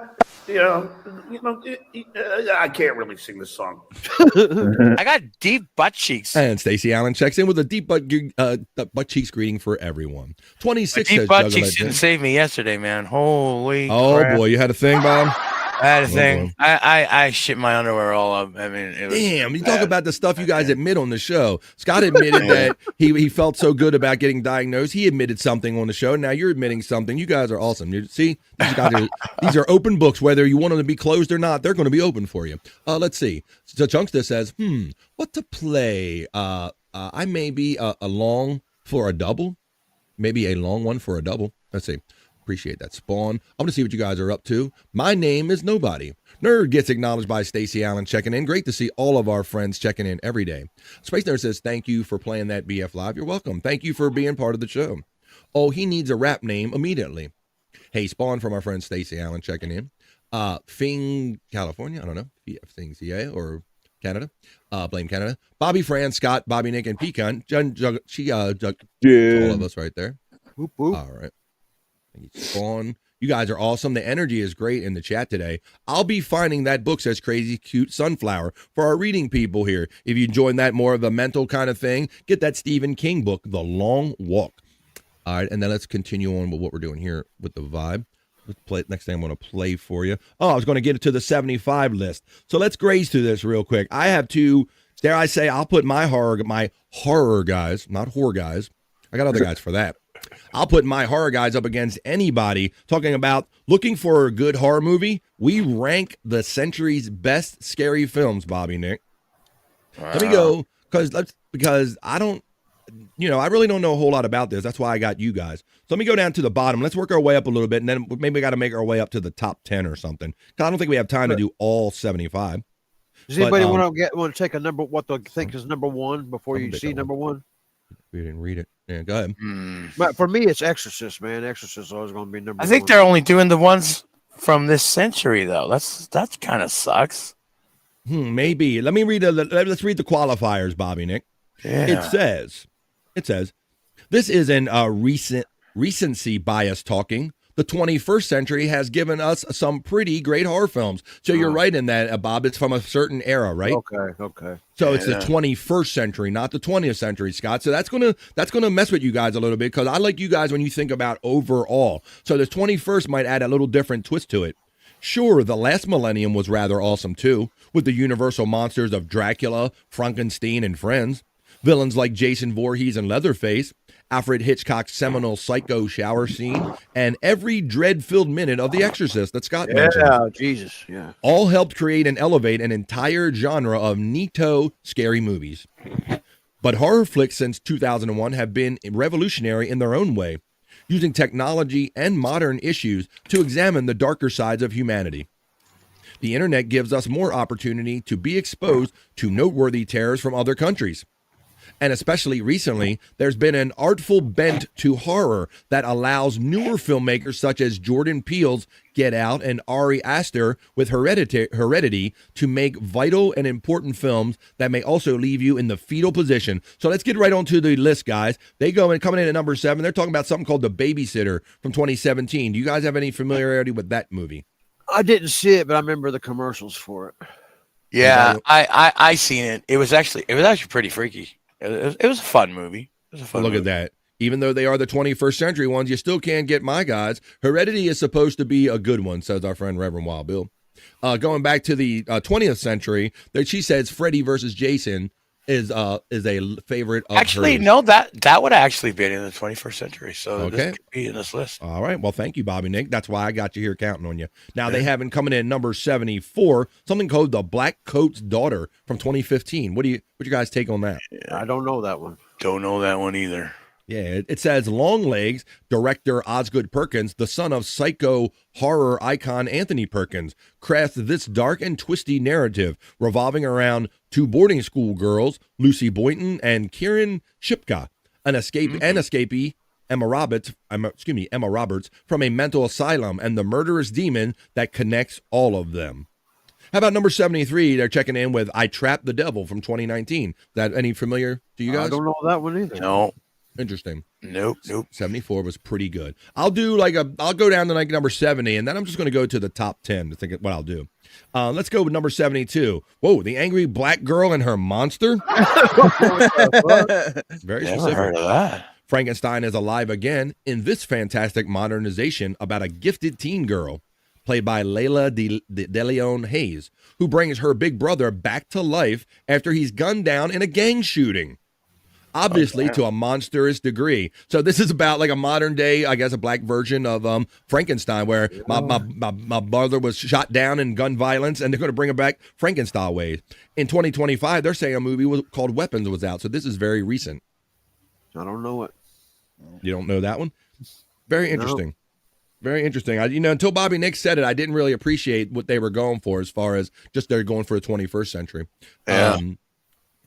Of all the Fridays, I will still die on a hill for that Friday. For part 3 is the best. Says the Reverend Wild Bill, or someone says that's racist. Oh, let's check with the judges on that. Is that in fact racist? Let's check with the judges. Judges, yes, in fact it was racist. Okay, let's continue. Weapons from 2025, we don't know. How about The Mist from 2007? I do remember that one. All right, we got one. There we go. It's all right. It's about where it needs to be there. How do you make a Stephen King novella even more bleak? Put it in the hands of director Frank Darabont, who adapts the story of small-town Maine folks stuck in a supermarket thanks to a mysterious mist and monstrous hidden creatures. Now, I'm going to scan down. I'm going to go to the top 10 that now. movie, BF? Yes. For me, when I first saw that movie, it fucked me up. That ending. The ending of is just insane. I'm not going to spoil it for anybody, but you got to see it. So number 70, The Mist, the ending, Bobby Nick is kind of recommending, saying the ending is kind of twisty and it'll get to you, and he's not going to spoiler alert. No spoiler alert. Chocolate Jen says, crazy cute. I absolutely love Stephen King novels and Danielle Steele.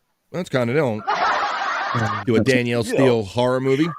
Sorry, I got distracted by a shocking thumbnail. Okay, let's go down. Now, let's get down to the top 10 now, because obviously we could literally spend all day going through 75 movies from the 21st century, horror movies. But I'm going to take it down to the top 10, and we'll kind of go through these real quick and get on other fun stuff here on BF Live The Vibe, making our way up to the end of the day to the Bobby Nick in the Lounge, and more fun to be had after this.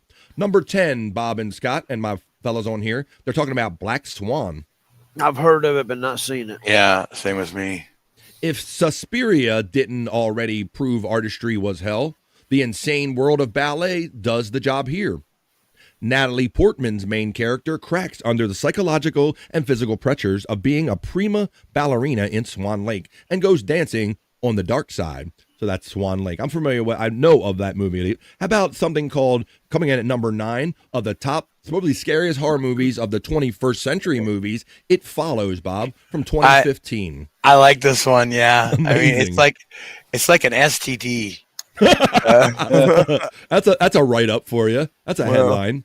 To explain that, elaborate on why this movie called It Follows is like an STD to you, Bob.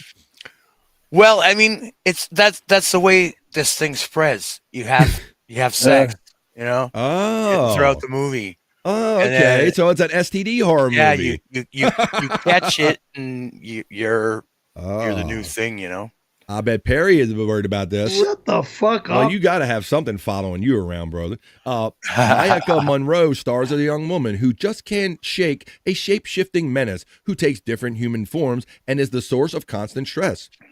And isn't an ordinary antagonist, though. In fact, she's hounded by a sexually transmitted curse. A high concept that gives the eerie thriller extraordinary infectious life. But Bobby Nick is my horror expert. He's seen it. He knows all about it. Well, number 8, familiar with Babadook from 2014, Bob? Or anybody? Babadook? I've heard about it, but I've never actually sat down and watched it. Have you, Scott? No, Yes. I've never heard of this one. Never heard of it. Babadook, you understand? Babadook, things aren't great in the emotionally fraught household of a single mother and a young boy. And it's hard to say what makes things worse. Mom's deteriorating mental state or the appearance of Mr. Babadook, an impressionistic storybook monster with a top hat and intimidating chompers, Bobby Nick. That's what that's about. Yeah. All right. How about from 2025? This is a recent movie called Sinners. Maybe not something you had a chance to see yet. Anybody see Sinners yet? Nope. The description of Sinners coming out this year, if it's not out already, Ryan Coogler's period gangster musical. Whoa. Now just take that in. Period gangster musical vampire spectacular. Musical? God damn it. Why did they have to fuck it up? We're going to kill you. Is a devilishly deep and mesmerizing delight. Michael B. Jordan stars as twin brothers who return to their Mississippi hometown, open up a juke joint, but have their party crashed by a band of charismatic bloodsuckers, leading to an all-night war for their souls. How about we go to number 6, Bobby Nick and fellas? Here we're doing the top 10 now that are left of what are supposed to be the top 75 horror movies of the 21st century batch of horror movies. Bob, coming in at number 6 is Heredity from 2018. Hereditary, actually. But yeah, I know of this one. I've seen the previews and stuff like that, but I haven't sat down to watch it yet. Anybody else on panel? I haven't. I don't know one of it. Nope. Hey guys, what's your favorite horror movie? Ari Aster. Nope, he does have something to say. Shit. Yes. Andrew? I have a follow-up story about the About something. That's all right. Drag the show backwards, Andrew. Where are we going, buddy? It's official. That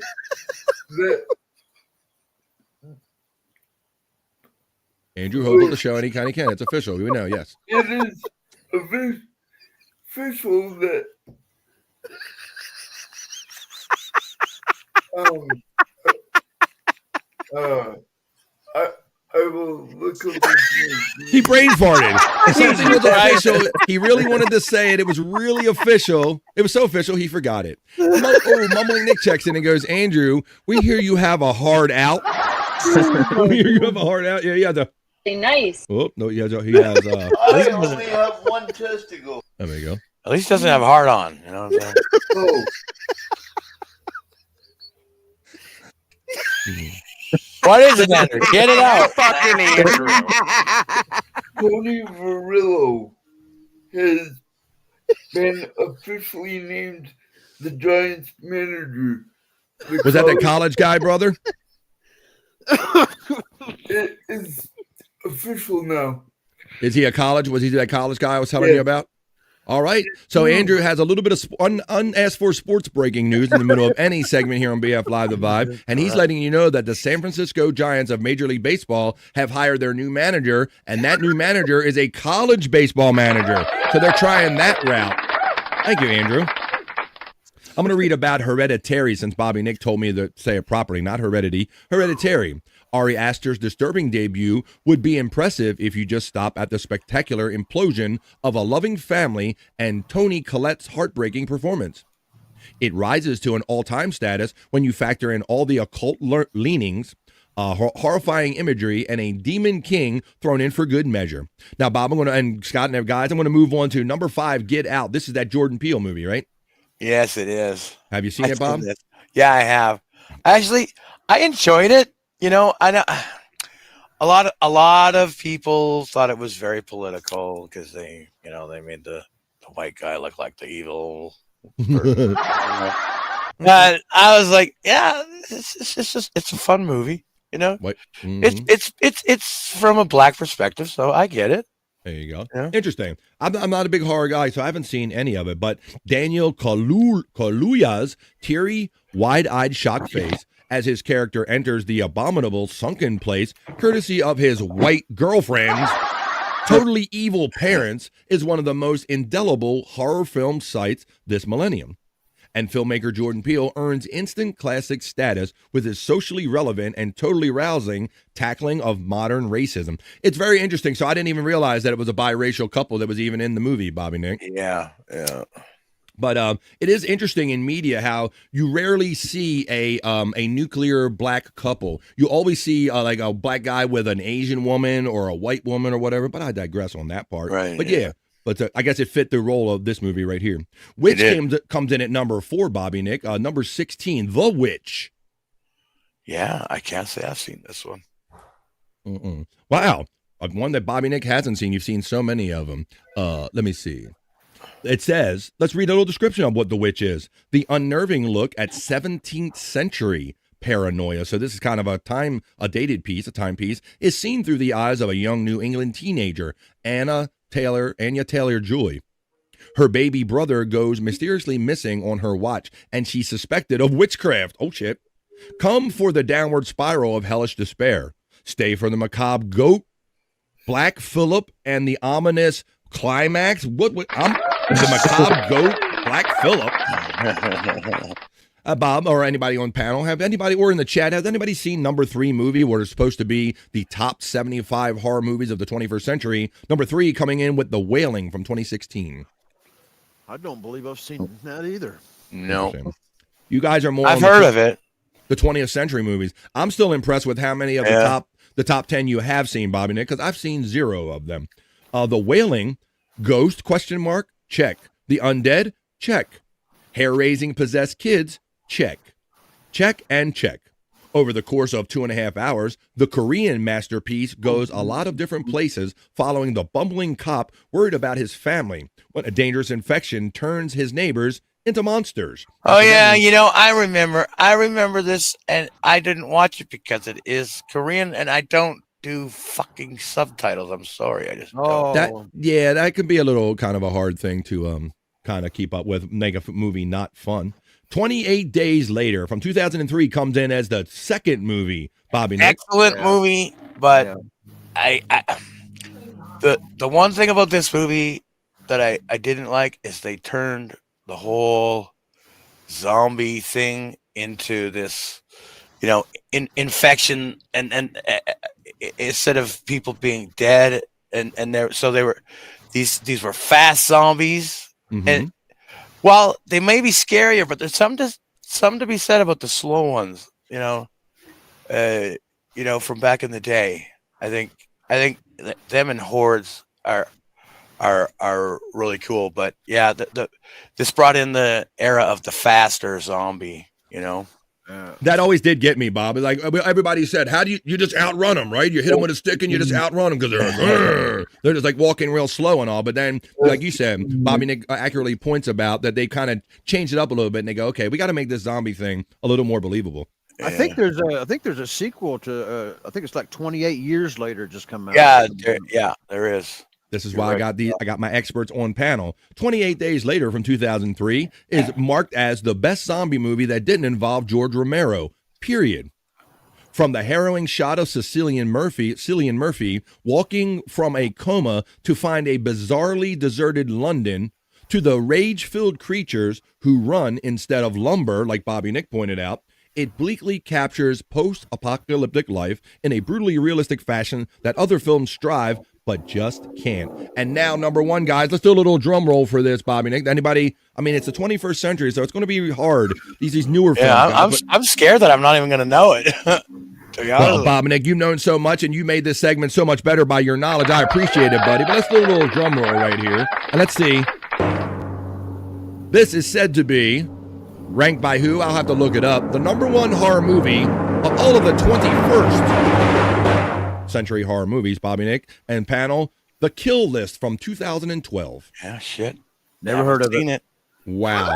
And to me, I mean, if you guys seen it, it just means it's newer and you haven't gotten around to it. But these guys love some horror. I guarantee you saw that they saw most of these movies, and they could go through the last century like crazy. But this movie from 2012, called The Kill List, in Ben Wheatley's brilliant and blistering work, a British soldier returns home and embarks on a career as a hitman, finding strange little details while on his various jobs. Totally sounds like a normal old crime thriller, right? Hoo boy, by the end it's not at all, and to reveal anything else would be downright felonious. That is The Kill List, so they're not giving away. No spoilers here. Those are a couple few. We did the back 10 and we did the top 10. Space Nerd says, let's do the 80s list now. Yeah. Right, we could do this. This was a fun, extended talking segment, and I thought it would be. So I'm so glad that Bobby Nick was able to show up at some point for the show to take part in this. I gotta say about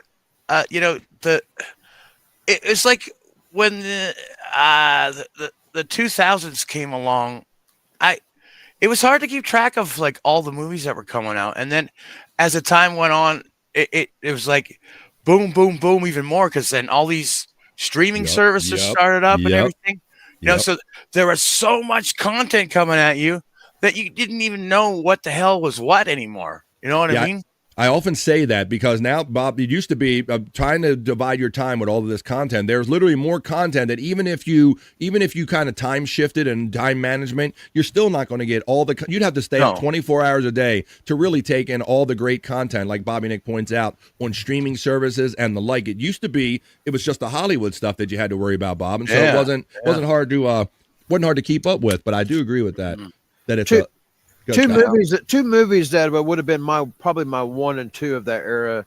That was probably on that list somewhere, but was called Wolf Creek, and the other one was Human Centipede 2. Those two movies. Those two movies stuck with me, man. Well, Perry was the Human Centipede 1. He invented that shit, boy. Shut the fuck up, bro. You tell Tom all the time. We'll have to talk about that. We do a little Perry talk because Bob and Perry are going to be together tonight. So it's going to be Bobby Nick.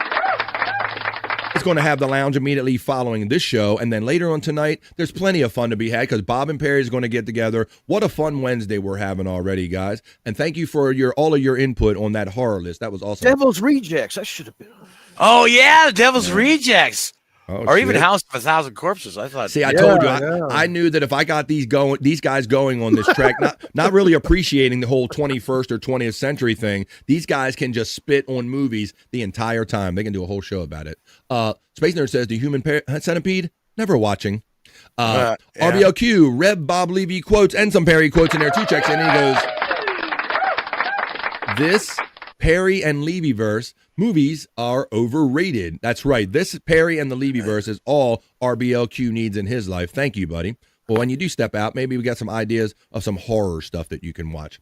All right, guys. Well, what about that movie Teeth, where that lady had teeth in her vagina? Oh my God, that was so great. And Scott, that's like an underrated. I swear to God, man. And when I saw that fucked me up, dude.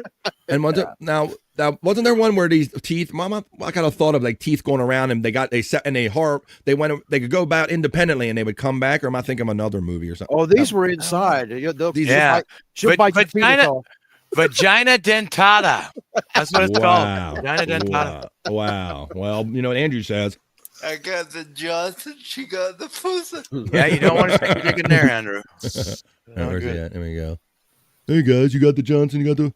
I got the Johnson. She got the Fusa. All right, there you go. What? I'm bringing out the old ones on Andrew. How about who does?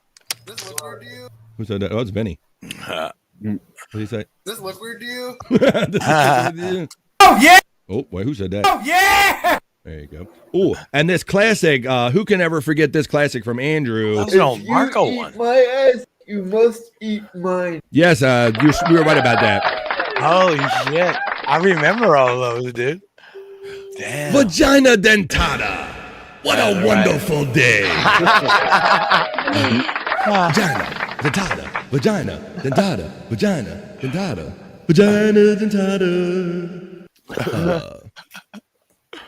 Send Jake the link. Hell no to the no. I will not be sending Jake the link anytime soon, but I'll give you a little flavor, Jake flavor right here. What's up, guys? Hey, buddy. How you doing? Hey, by the way,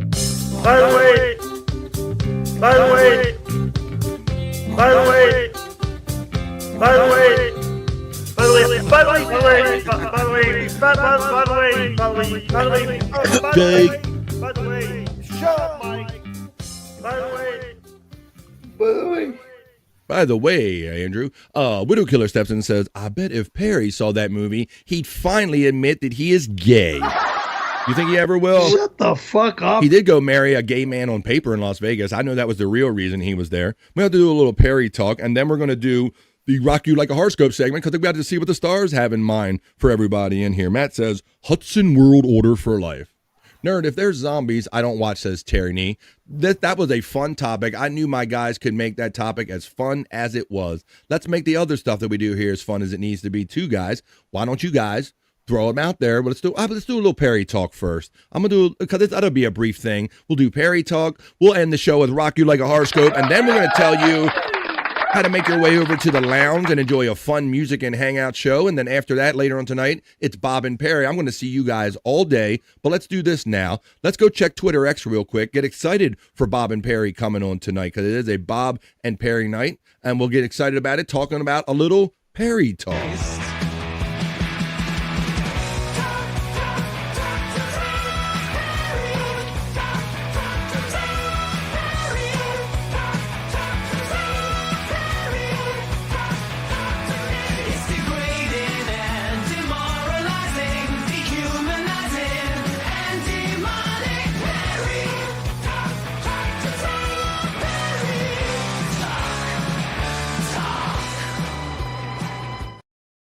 We're talking Bob. We're talking Perry.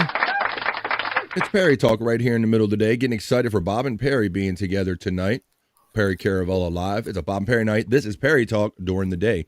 All right, let's get into some of the fun content over there on Perry Caravella Live on Twitter X. You guys are awesome in this community. Great people in that community as well. I'm happy to be part of it. Let's check out some stuff over here on Twitter X. Perry Caravella Live. Perry Talk. Perry, I'm from the future. No time to explain. You must not go to Randy's office or else you... Damn it, I'm too late. Oh, he already did it. You were too late, bro. You went in Bluey. Where were you? You could have prevented 1992 from happening. Hey, speaking of 1992, guys, I hope that anybody can help me during my, my kind of goal here on BF Live, The Vibe. My one day where I shamelessly asked for some money and super chats and all. My goal is 1992, just like my hero, Perry. Great Scott, says Widow Killer. Great Scott. Let's see. The shadow is real. Perry totally thinks this is real. Absolutely. Tammy, can you come to house 100? Spawn checks in and says Zombieland yeah, she's trying to get in everywhere. Zombieland, a classic, has an infinite amount more of gore than Centipede. Oh, you understand? There you go. Than a human centipede. Yeah. There you go. Oh, it's not the gore, it's the shit, Spawn, basically. It's sometimes you just can't, even though it's all fake, sometimes you just can't get past the mental notion of something being about the human centipede or whatever. For those who kind of follow that movie, when people are connected front to back, ass to mouth, and all that stuff. For those of you who really don't know what the human centipede is about, it's about people that are literally sewn together, if you will. All right, let's continue on here with Perry Caravella Live, Perry Talk. Getting excited about Perry and Bob being together tonight. Ooh, this is about Perry's weekend. Now, you guys that watch our regular viewers of Perry Caravella Live know that he ran off for a wedding. Him and Tom ran off for a wedding for some fans of the show. And so they were in Vegas. And this is called, what they call this, Bondage, Babes, and Burgers is the next clip I have. from Perry Caravello live on Perry Talk. Let's see what this is. Let's go, let's go! Spank me some more! At the Heart Attack Grill, you can get. What about the shirt there, Scott? That rainbow shirt? What do you think? Did you think that's somebody supposed to be anybody in particular on that shirt? I didn't know Lemmy Kilmister was so fat. Exactly. I'm like, I said, like, that doesn't, like, because I thought it was supposed to be a depiction of Lemmy, just like you did, Scott. And I'm like, that looks more like Hank Williams Jr. than it does Lemmy. But so I'm glad that we pointed that out. There you go. 1 patty, a 2 patty, a 3 patty. Doesn't look like Lemmy. Or all the way up to an 8 patty hamburger. I had a 4 patty burger. All of a sudden, these girls, aka waitresses, the rainbow, that come up with behind me with a razor strap to beat the spanking butt out of me. So this is what he was excited about. If you don't, apparently, Pecan, if you don't finish your food, your order, the sexy nurse waitresses come over and they give you a spanking or whatever. So I think Perry didn't finish on purpose, but he said he had Mr. Health, the fitness influencer, had a 4 patty burger, Scott, and talked about how there was so much bacon on it, he had to like take it off. It was too much bacon. Right. But we feed him and make him fat like this. I'm getting my ass whipped over there at this restaurant because I didn't finish what I ate. I mean, you know, they could have had me crying, but I loved it. Loved it. Come on, beat me some more, I said. Let's go, let's go. Now, should we tell him that was RuPaul's Heart Attack Grill? And all of those waitresses were actually dudes in drag, Pecan? Did anybody tell him that? Beat me some more. He got beat by lady boys. They kind of got, whoa, this guy's loving this shit. So See? He loved it. then they kind of backed off after whipping me like, what was it, 3 or 4 times? They're like, this fucking creep's enjoying it, guys. We got to back off. He's like, no. There's one of them. That's how bad his reaction. Now, come on now. That's RuPaul right there. You better work, Perry Caravello. You better work, bitch. Like hospital mosque. Mosque? Or I'm putting a hospital mosque. Hospital mosque. Not a mask, a mosque. And there's one of the waitresses. And that looks like Perry in his house coat. That's how he's going to look not too long from now. / nurses. In a wheelchair and a house coat. / Who wears that shirt at age 62? Says Terry Nee. All right, so that was one of Perry's creepy videos. When Mr. Fitness went to the Heart Attack Grill and got beat on purpose. I mean, Mr. Fitness influencer right here. Now, this is pretty good because you guys know how he longs for everybody else's wives or women, right, Pecan? He always talks about the lovely Gina Levy in our chat. You but leave Gina's name out of your mouth, Perry. I tell you all the time. He has to be able to make it through one show without bringing up Gina's name or talking about the wives of people that are married right now. So, Scott, he was all excited for Reve to come over. You know about his sweet Reve, right? Right. Yep. Well, Reve, she's been out there kind of, getting her groove back, if you will. Reve has some secrets, and this guy shares them right here with Perry, letting you know that if you get Perry, if you get Reve, it's going to be a package deal on Perry Talk. Yo, Pogo is me, Malcolm Nichols, Reve's son. Listen. That's Reve's son. I invited my children to come with me to California, so I hope it's okay if we all go together and meet for Thanksgiving. I can't wait to see you.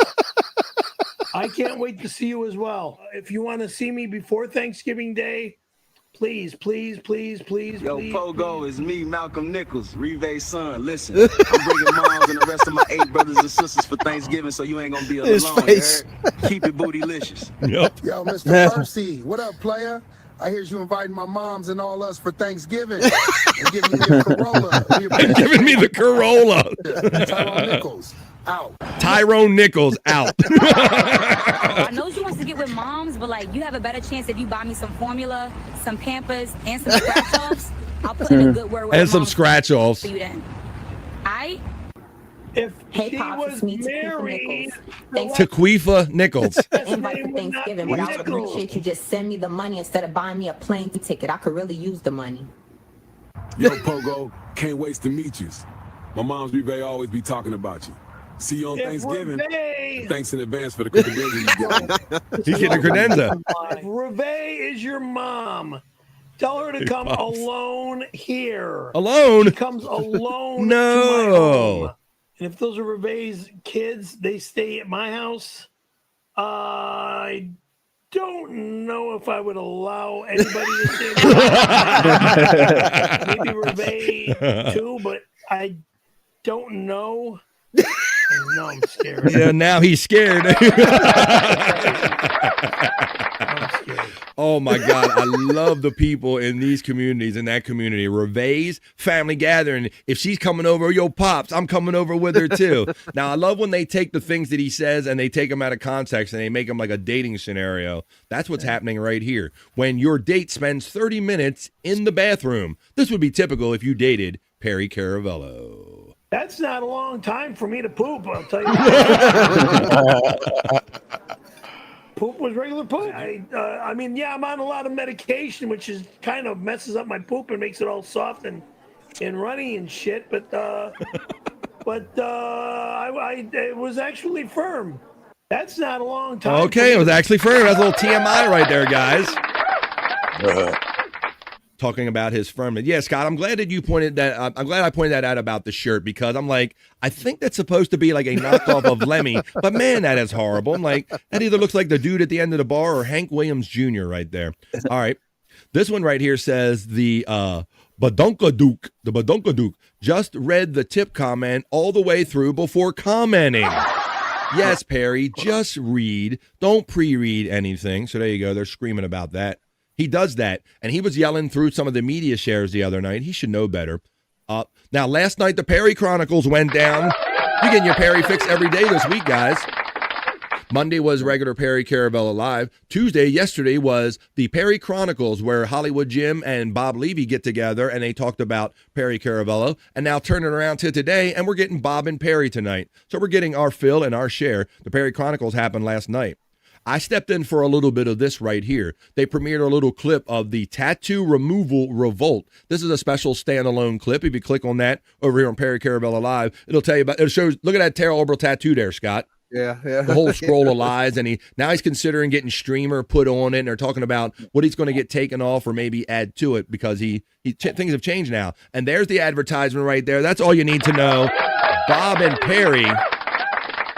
It goes down tonight on Perry Caravello Live on the Perry Caravello channel, 4 Pacific, 7 o'clock East. I'm going to see all of you guys in the chat tonight. We're going to have a lot of fun doing it, and Bob's going to do his thing with Perry Caravello.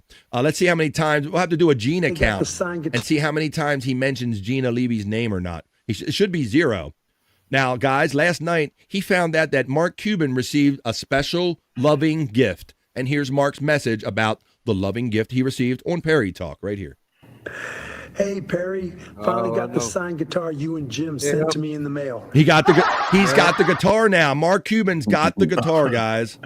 Hey, Perry, finally got the signed guitar you and Jim sent to me in the mail. It's going to look great after we get those silly signatures off. Over and Master.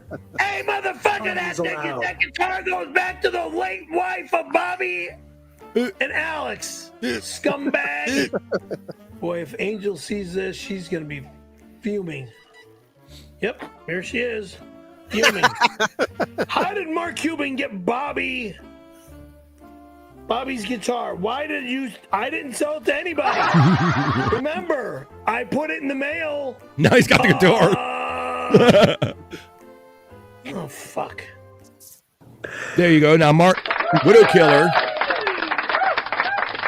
Widow Killer lets us know that Bob said last night during the Perry Chronicles he wants to go through Perry's search history tonight. And Pecan, you know how he's been resisting that, which I don't really understand because he let Tom read it a couple times, almost with very little resistance, Scott. But now you figure we would already know or heard every scandalous thing that he's ever looked for, Pecan. But he's still very much against this. So we're going to have to tune in later on tonight to see. I know if anybody gets to it, Bob will.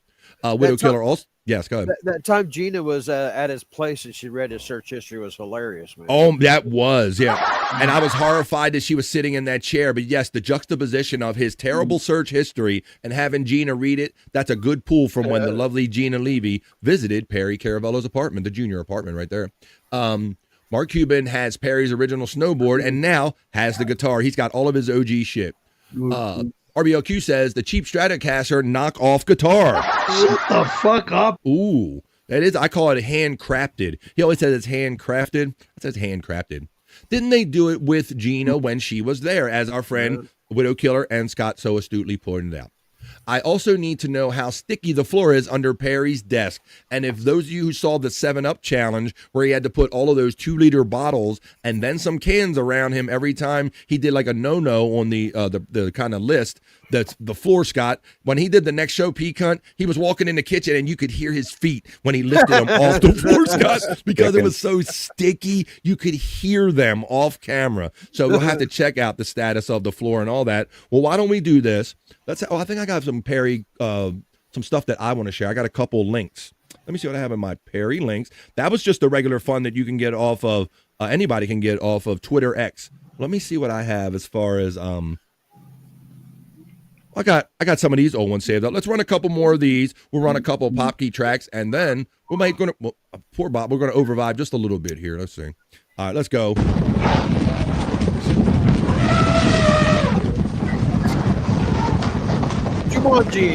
Jumanji. That's better than Jumanji. Bro, these effects right here hold up better than Jumanji does. Yeah, fuck me.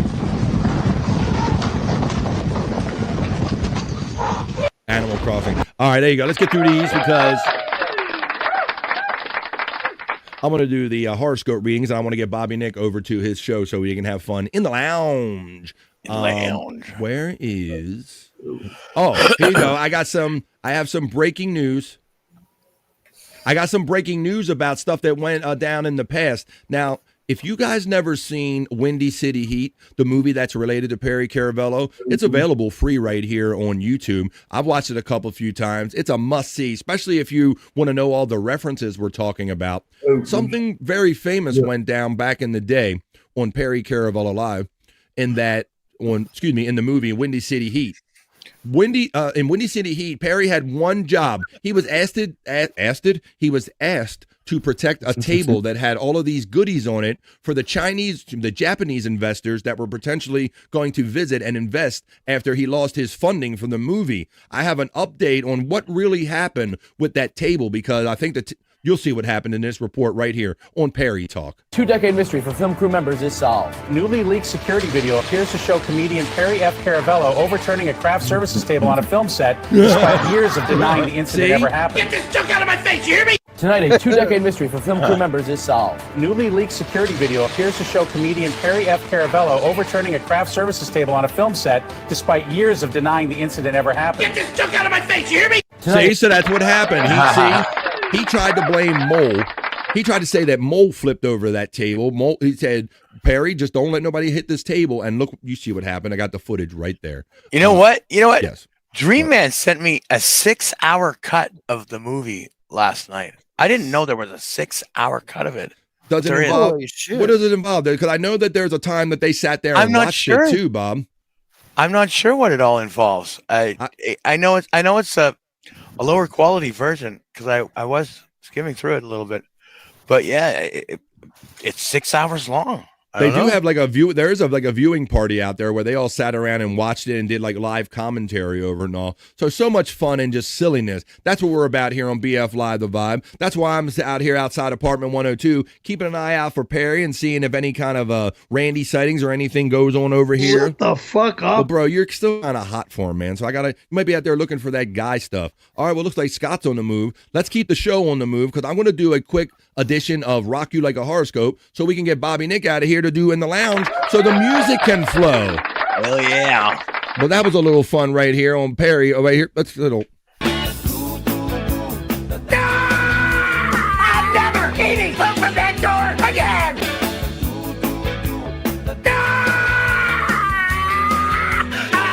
Fuck you! One more.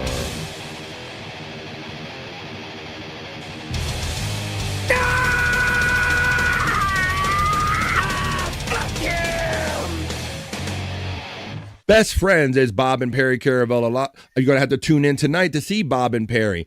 4 Pacific, 7 o'clock East. I'll be hanging out in the chat with you when we do it. I hope you enjoyed today's version of Perry Talk. Talk. Perry Talk. Perry Talk. Talk. Perry Talk. Talk. Perry Talk. Perry Talk.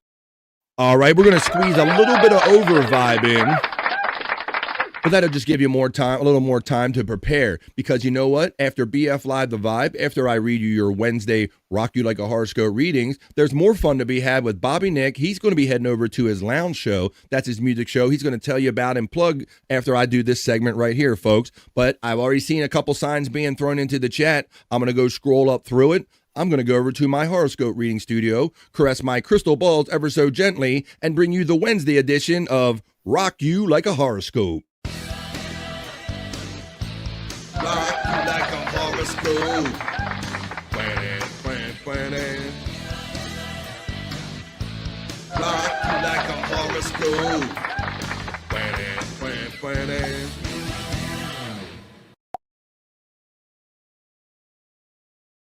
Here I am again, and here you are, and here we are for the Wednesday edition of BF Live The Vibe, the Rock You Like a Horoscope segment. Let me set my porn/music, my porn/horoscope reading music. I will caress my crystal balls ever so gently. Feels pretty good. I'm going to go into the chat right now. I'll digress from playing with my balls. And I'm going to read, going to go up to scan up here for the first one. Let's see. We have Keep It Bootylicious. No, that's not a sign. We have, Bob is going to ask Perry how long the act with Randy lasted. Tune in tonight. Says RBOQ. I'm looking for, if he finished his food, they would have taken him out of the wheelchair. Says our friend Widow Killer right there. No fat chicks. Perry can have them. I'm looking for any astrological signs. I'm going to go down this way now. I'm looking for the first one. Nice. Chicken dinner. Mosque. We got that from earlier. Pogo Baby. Cute Delicious. Hey Pops. I'm looking for the first one. Who's going to be the first one I get to? Space Nerd. Horrifying poop pick. What does Widow Killer says, whose poop is more horrifying, Wendy's or Perry's? Well, there's only one person on this panel that could answer that question with any accuracy, and that would be Bobby Nick. Let's see. I don't want to find out, Widow Killer, says Space Nerd. Gay Man, says RBOQ. He's also a pill popper. Shut the fuck up. He is a drug head. Putting that on my calendar. Bob said last night during Perry Chronicles, he wants to go through the history, so we're making our way. All right, let's get through these. I'm looking for a sign. Where's my first one? Brody. This carpet is disgusting. Popkey songs. We got that. Animal Cross. Here we go. Josh in Tennessee gets the first one in. Josh. Tennessee. So this is for my friend Josh in Tennessee, and for all the Aquarius or Aquarii joining us here on BF Live The Vibe here today. This is your Wednesday midweek edition of Rock You Like a Horoscope, coming up for my Aquarius friends. As soon as I get this thing out of my way on the screen, I want to read them to you right now, Josh. And for all the Aquarius joining us today, here comes your reading. Aquarius, you might have as many as 2 more days of extra drama out in the world before everything settles down to the new normal.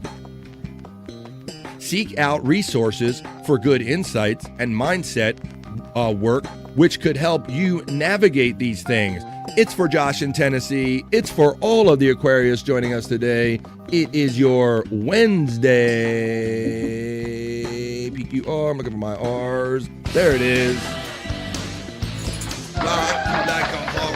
And my dog thinks it's the end of the show, but not quite yet, dog. I got to finish Rock You Like a Horoscope segment. I'm a dragon, says RBLQ. Well, that's not on my list. I don't have that on my list, so put your sign in there. Jugglehead Jen steps in, and she wants Cancer and Aries, please. Well, Cancer, the first of 2 for Jugglehead Jen, will also be for Scott Fitzpatrick, for Brian Clauder, and any Cancers joining us today, your Wednesday Rock You Like a Horoscope reading. Cancer, if you release emotion through creative expression, today's your day to do anger. The stars are perfectly set up to paint, write, or sing out your residual rage. Try to channel yours artistically, Cancer. Root into yourself if it shows up around you. Boy, that was really weird and vague, but I don't write them, I just read them. It was your Cancer. I'm pissed off and I'm mad about it. There you go. And you're not going to take it anymore. Well, today's your day to express that, Scott. I'll try to read that one more time. If you release emotion through creative expression like a podcast, then today's your day to do it with anger, just like Scott demonstrated. The stars are perfectly set up to paint, write, or sing out your residual rage. So now you got to paint and write stuff there, Scott. You have been known to sketch Andrew during shows. Try to channel your rage artistically. Root into yourself if it shows up around you. You got that, Scott, and for Juggalette Jen. Now I'm going to move on to the second one for Juggalette Jen, and this will be for any Aries joining us. Aries reading comes next on the Wednesday Rock You Like a Horoscope reading. Aries. Sharing space or another resource could become an issue today, Aries. Emotions could run high. It's better to let feelings settle first than to try to get something worked out when everyone may still be reactive. It's the second or two for our friend Juggalette Jen, and it is for all the Aries joining us today. It's your Wednesday.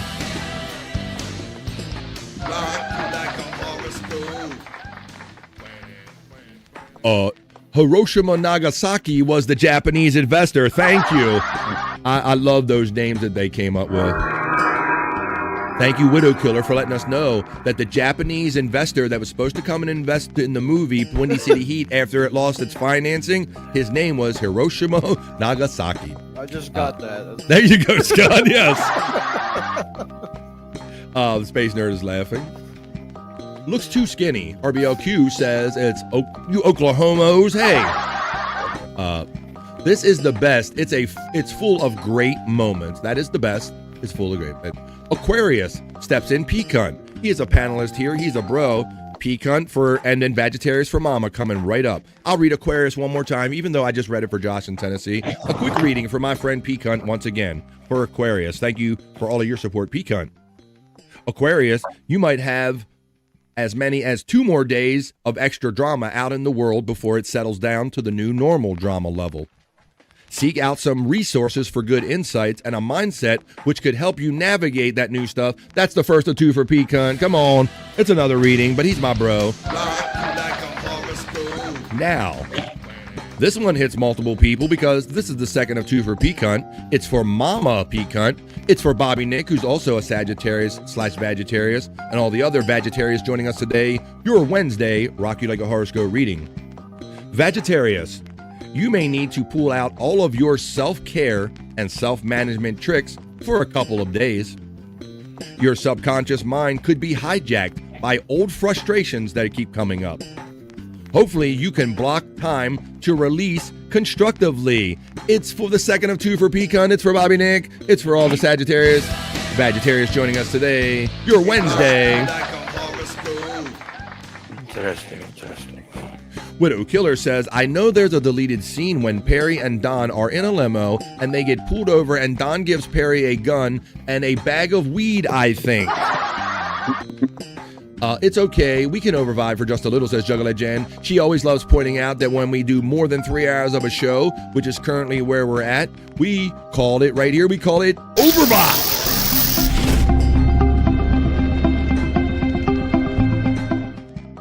Hours wasn't enough today. We're going to get Bobby Nick out of here as soon as we can. Juggalette Jen has fun with the armchair comic and Perry, Bobby Nick, Pecan, and Andrew emojis. Guys, do you want to play with the emojis? Thanks for anybody and everyone that helps me out on my Whack-A-Goal Wednesday. I really count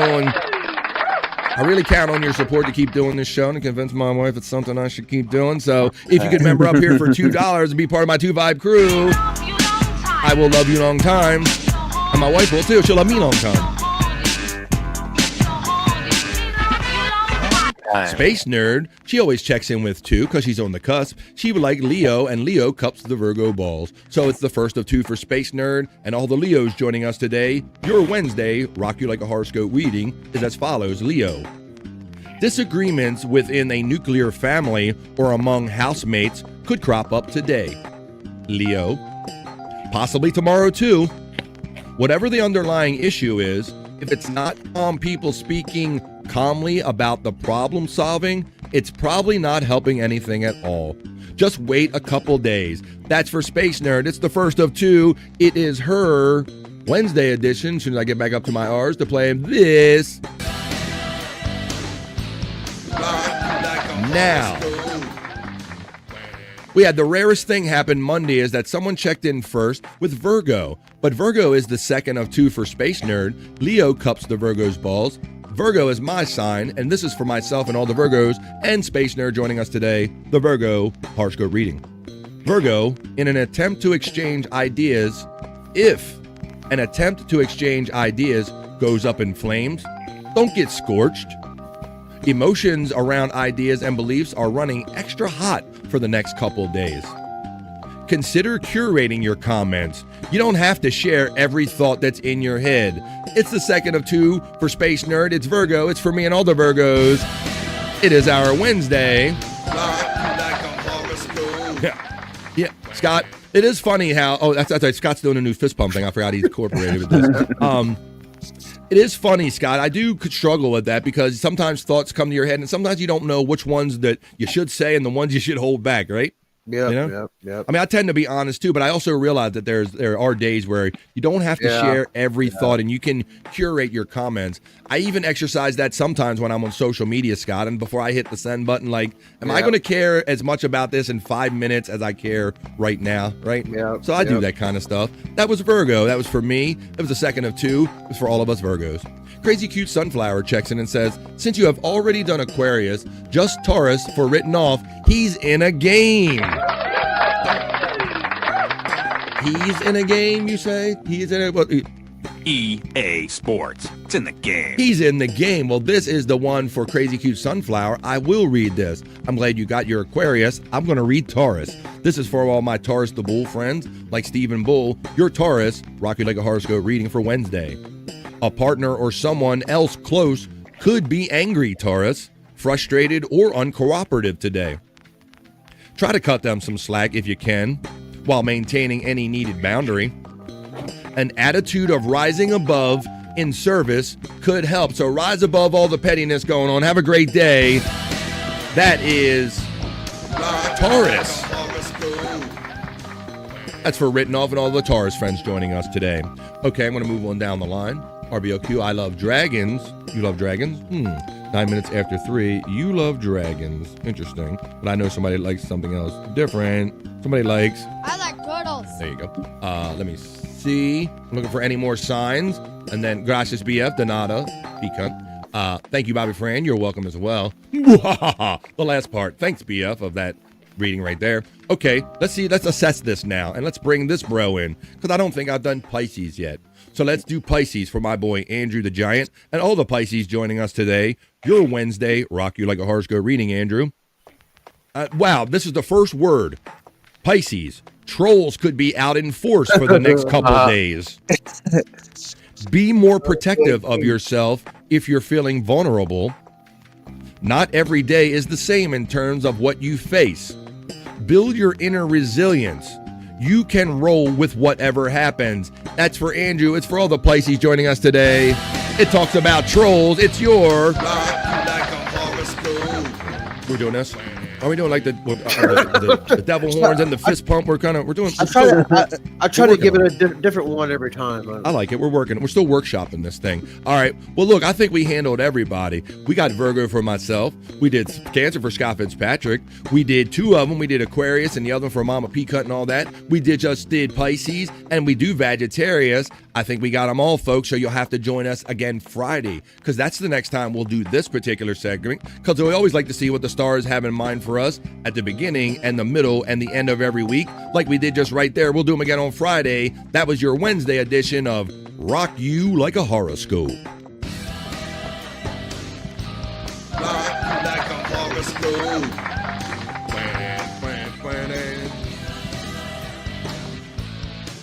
you like a horoscope.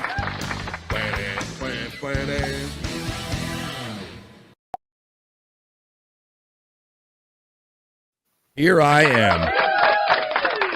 am having a great day, blessed to be the host of BF Live, the Vibe Stream Show 405, folks. It's the middle of the day. It's the middle of the week. It's kind of the beginning of the day. We're heading to the middle of the day, and we have more fun that we're going to tell you about right at the end of the show right here. I'm going to take it over to our boy Andrew first in case they're going to pull him away abruptly. Hey, Andrew the Giant. Okay, do you want to do your plugs or you just want to go? And I'll do your plugs. I'll do. Andrew the Giant 96. Follow me over there. YouTube.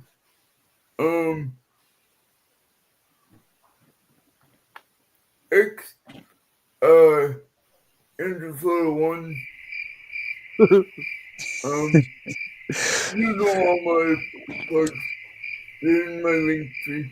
Like, you all know them. You don't even feel like reading them. Well, I'll read a couple of them for you. Now, last night, if you were hanging out on Tuesdays, Thursdays, and Saturdays, you probably saw all of these people, many of these people, on No Filter with Andrew and Friends. That's the Tuesday, Thursday, and Saturday show at 7 o'clock East at No Filter Andrew. And if you want to see Andrew just playing his video games or doing his pop-up lives whenever he can kind of sneak on, you can find Andrew on Andrew the Giant 96 channel. Keep him up to 40,500 subscribers. The Human Sports Ticker. That is Andrew the Giant. Thank you, my friend Andrew the Giant, for checking in on the Vibe today and every day. My bro, Andrew the Giant. Now we're going to move on to our friend P-Cunt. P-Cunt 420. Now, he's the commissioner of the P-Cunt Championship Wrestling League. He'll be back to doing his lives as soon as he can on the morning high. But until then, he still has some great wrestling content and other stuff he's going to tell you about right now. Go ahead, P-Cunt. Yeah, if anybody wants to see any of my previous wrestling matches or my morning high show, see them on P-Cunt 420.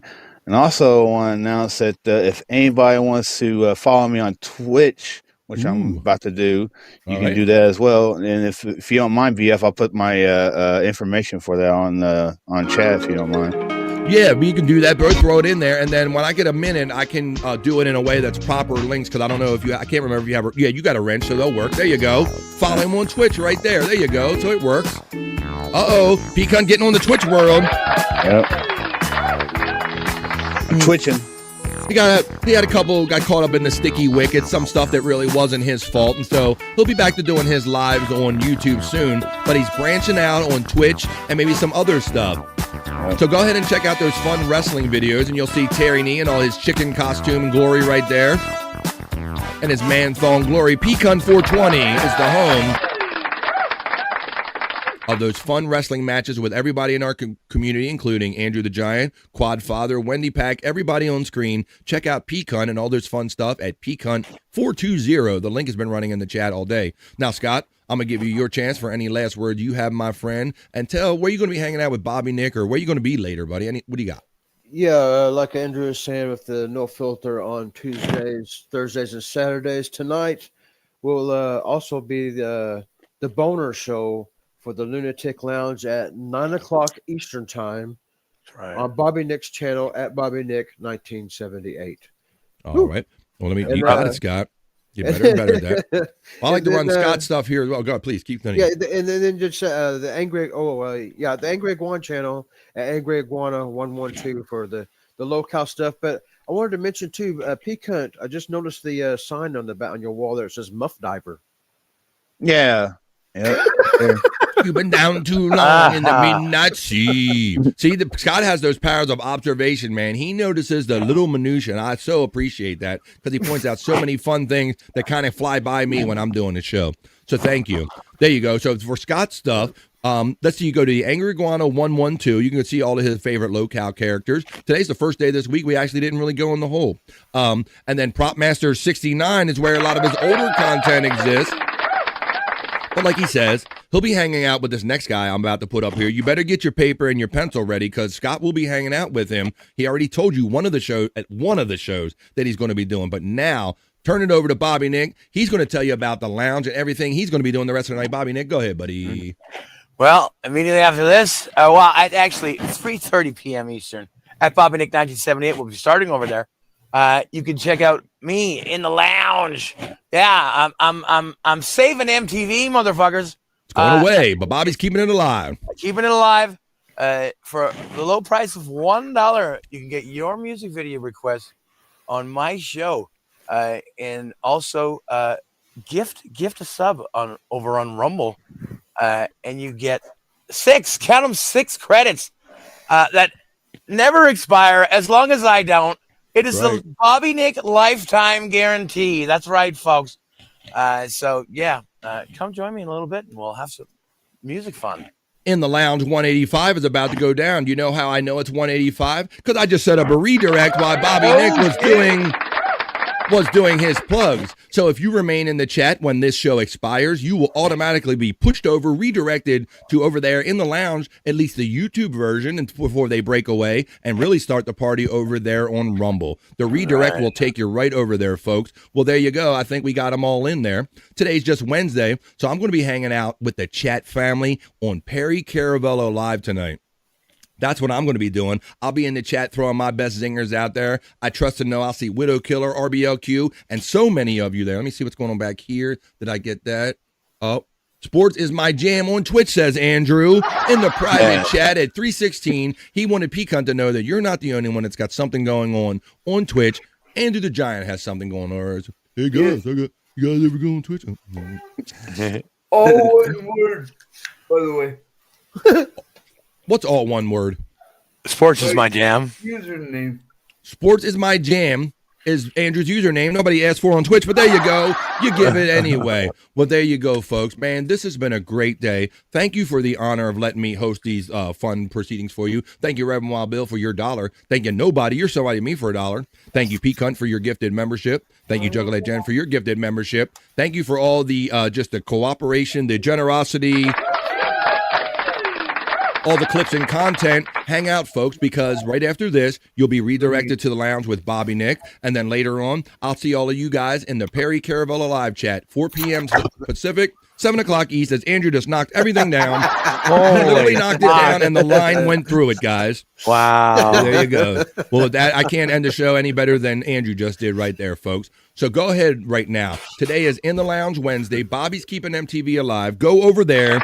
If you don't go over, and if you don't know if it's too much trouble, just stay here until my show ends and you'll automatically be redirected. The whole party is heading that way. So for my camera challenge friend, Andrew the Giant, checking in from Florida, for Bobby Nick, he's heading over to the lounge. Go enjoy some music with him. Pecan and Scott Fitzpatrick and the chat family. Thank you. I am not worthy. This is an honor to do this every day, and I can't wait to do it again tomorrow. Stream show 406 goes down right here on BF Live the Vibe channel. So for all of those guys, go head over to the lounge. Peace and love. Thank you for this blessing that is BF Live the Vibe. We don't say bye around here, folks, because we know we're going to see you in a couple minutes. We just say bye for now, and we'll see you the next time we see you on BF Live the Vibe. That's Peace and love. Bye for now, y'all. Today. Have a great day. Go over to the lounge. Have fun. Bye-bye. With water to get rid of all the stupidity I saw today.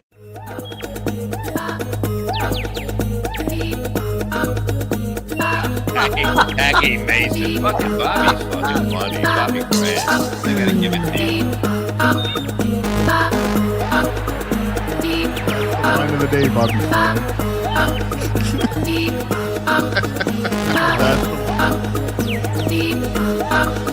Super creative, super original. There's a show called The Vibe.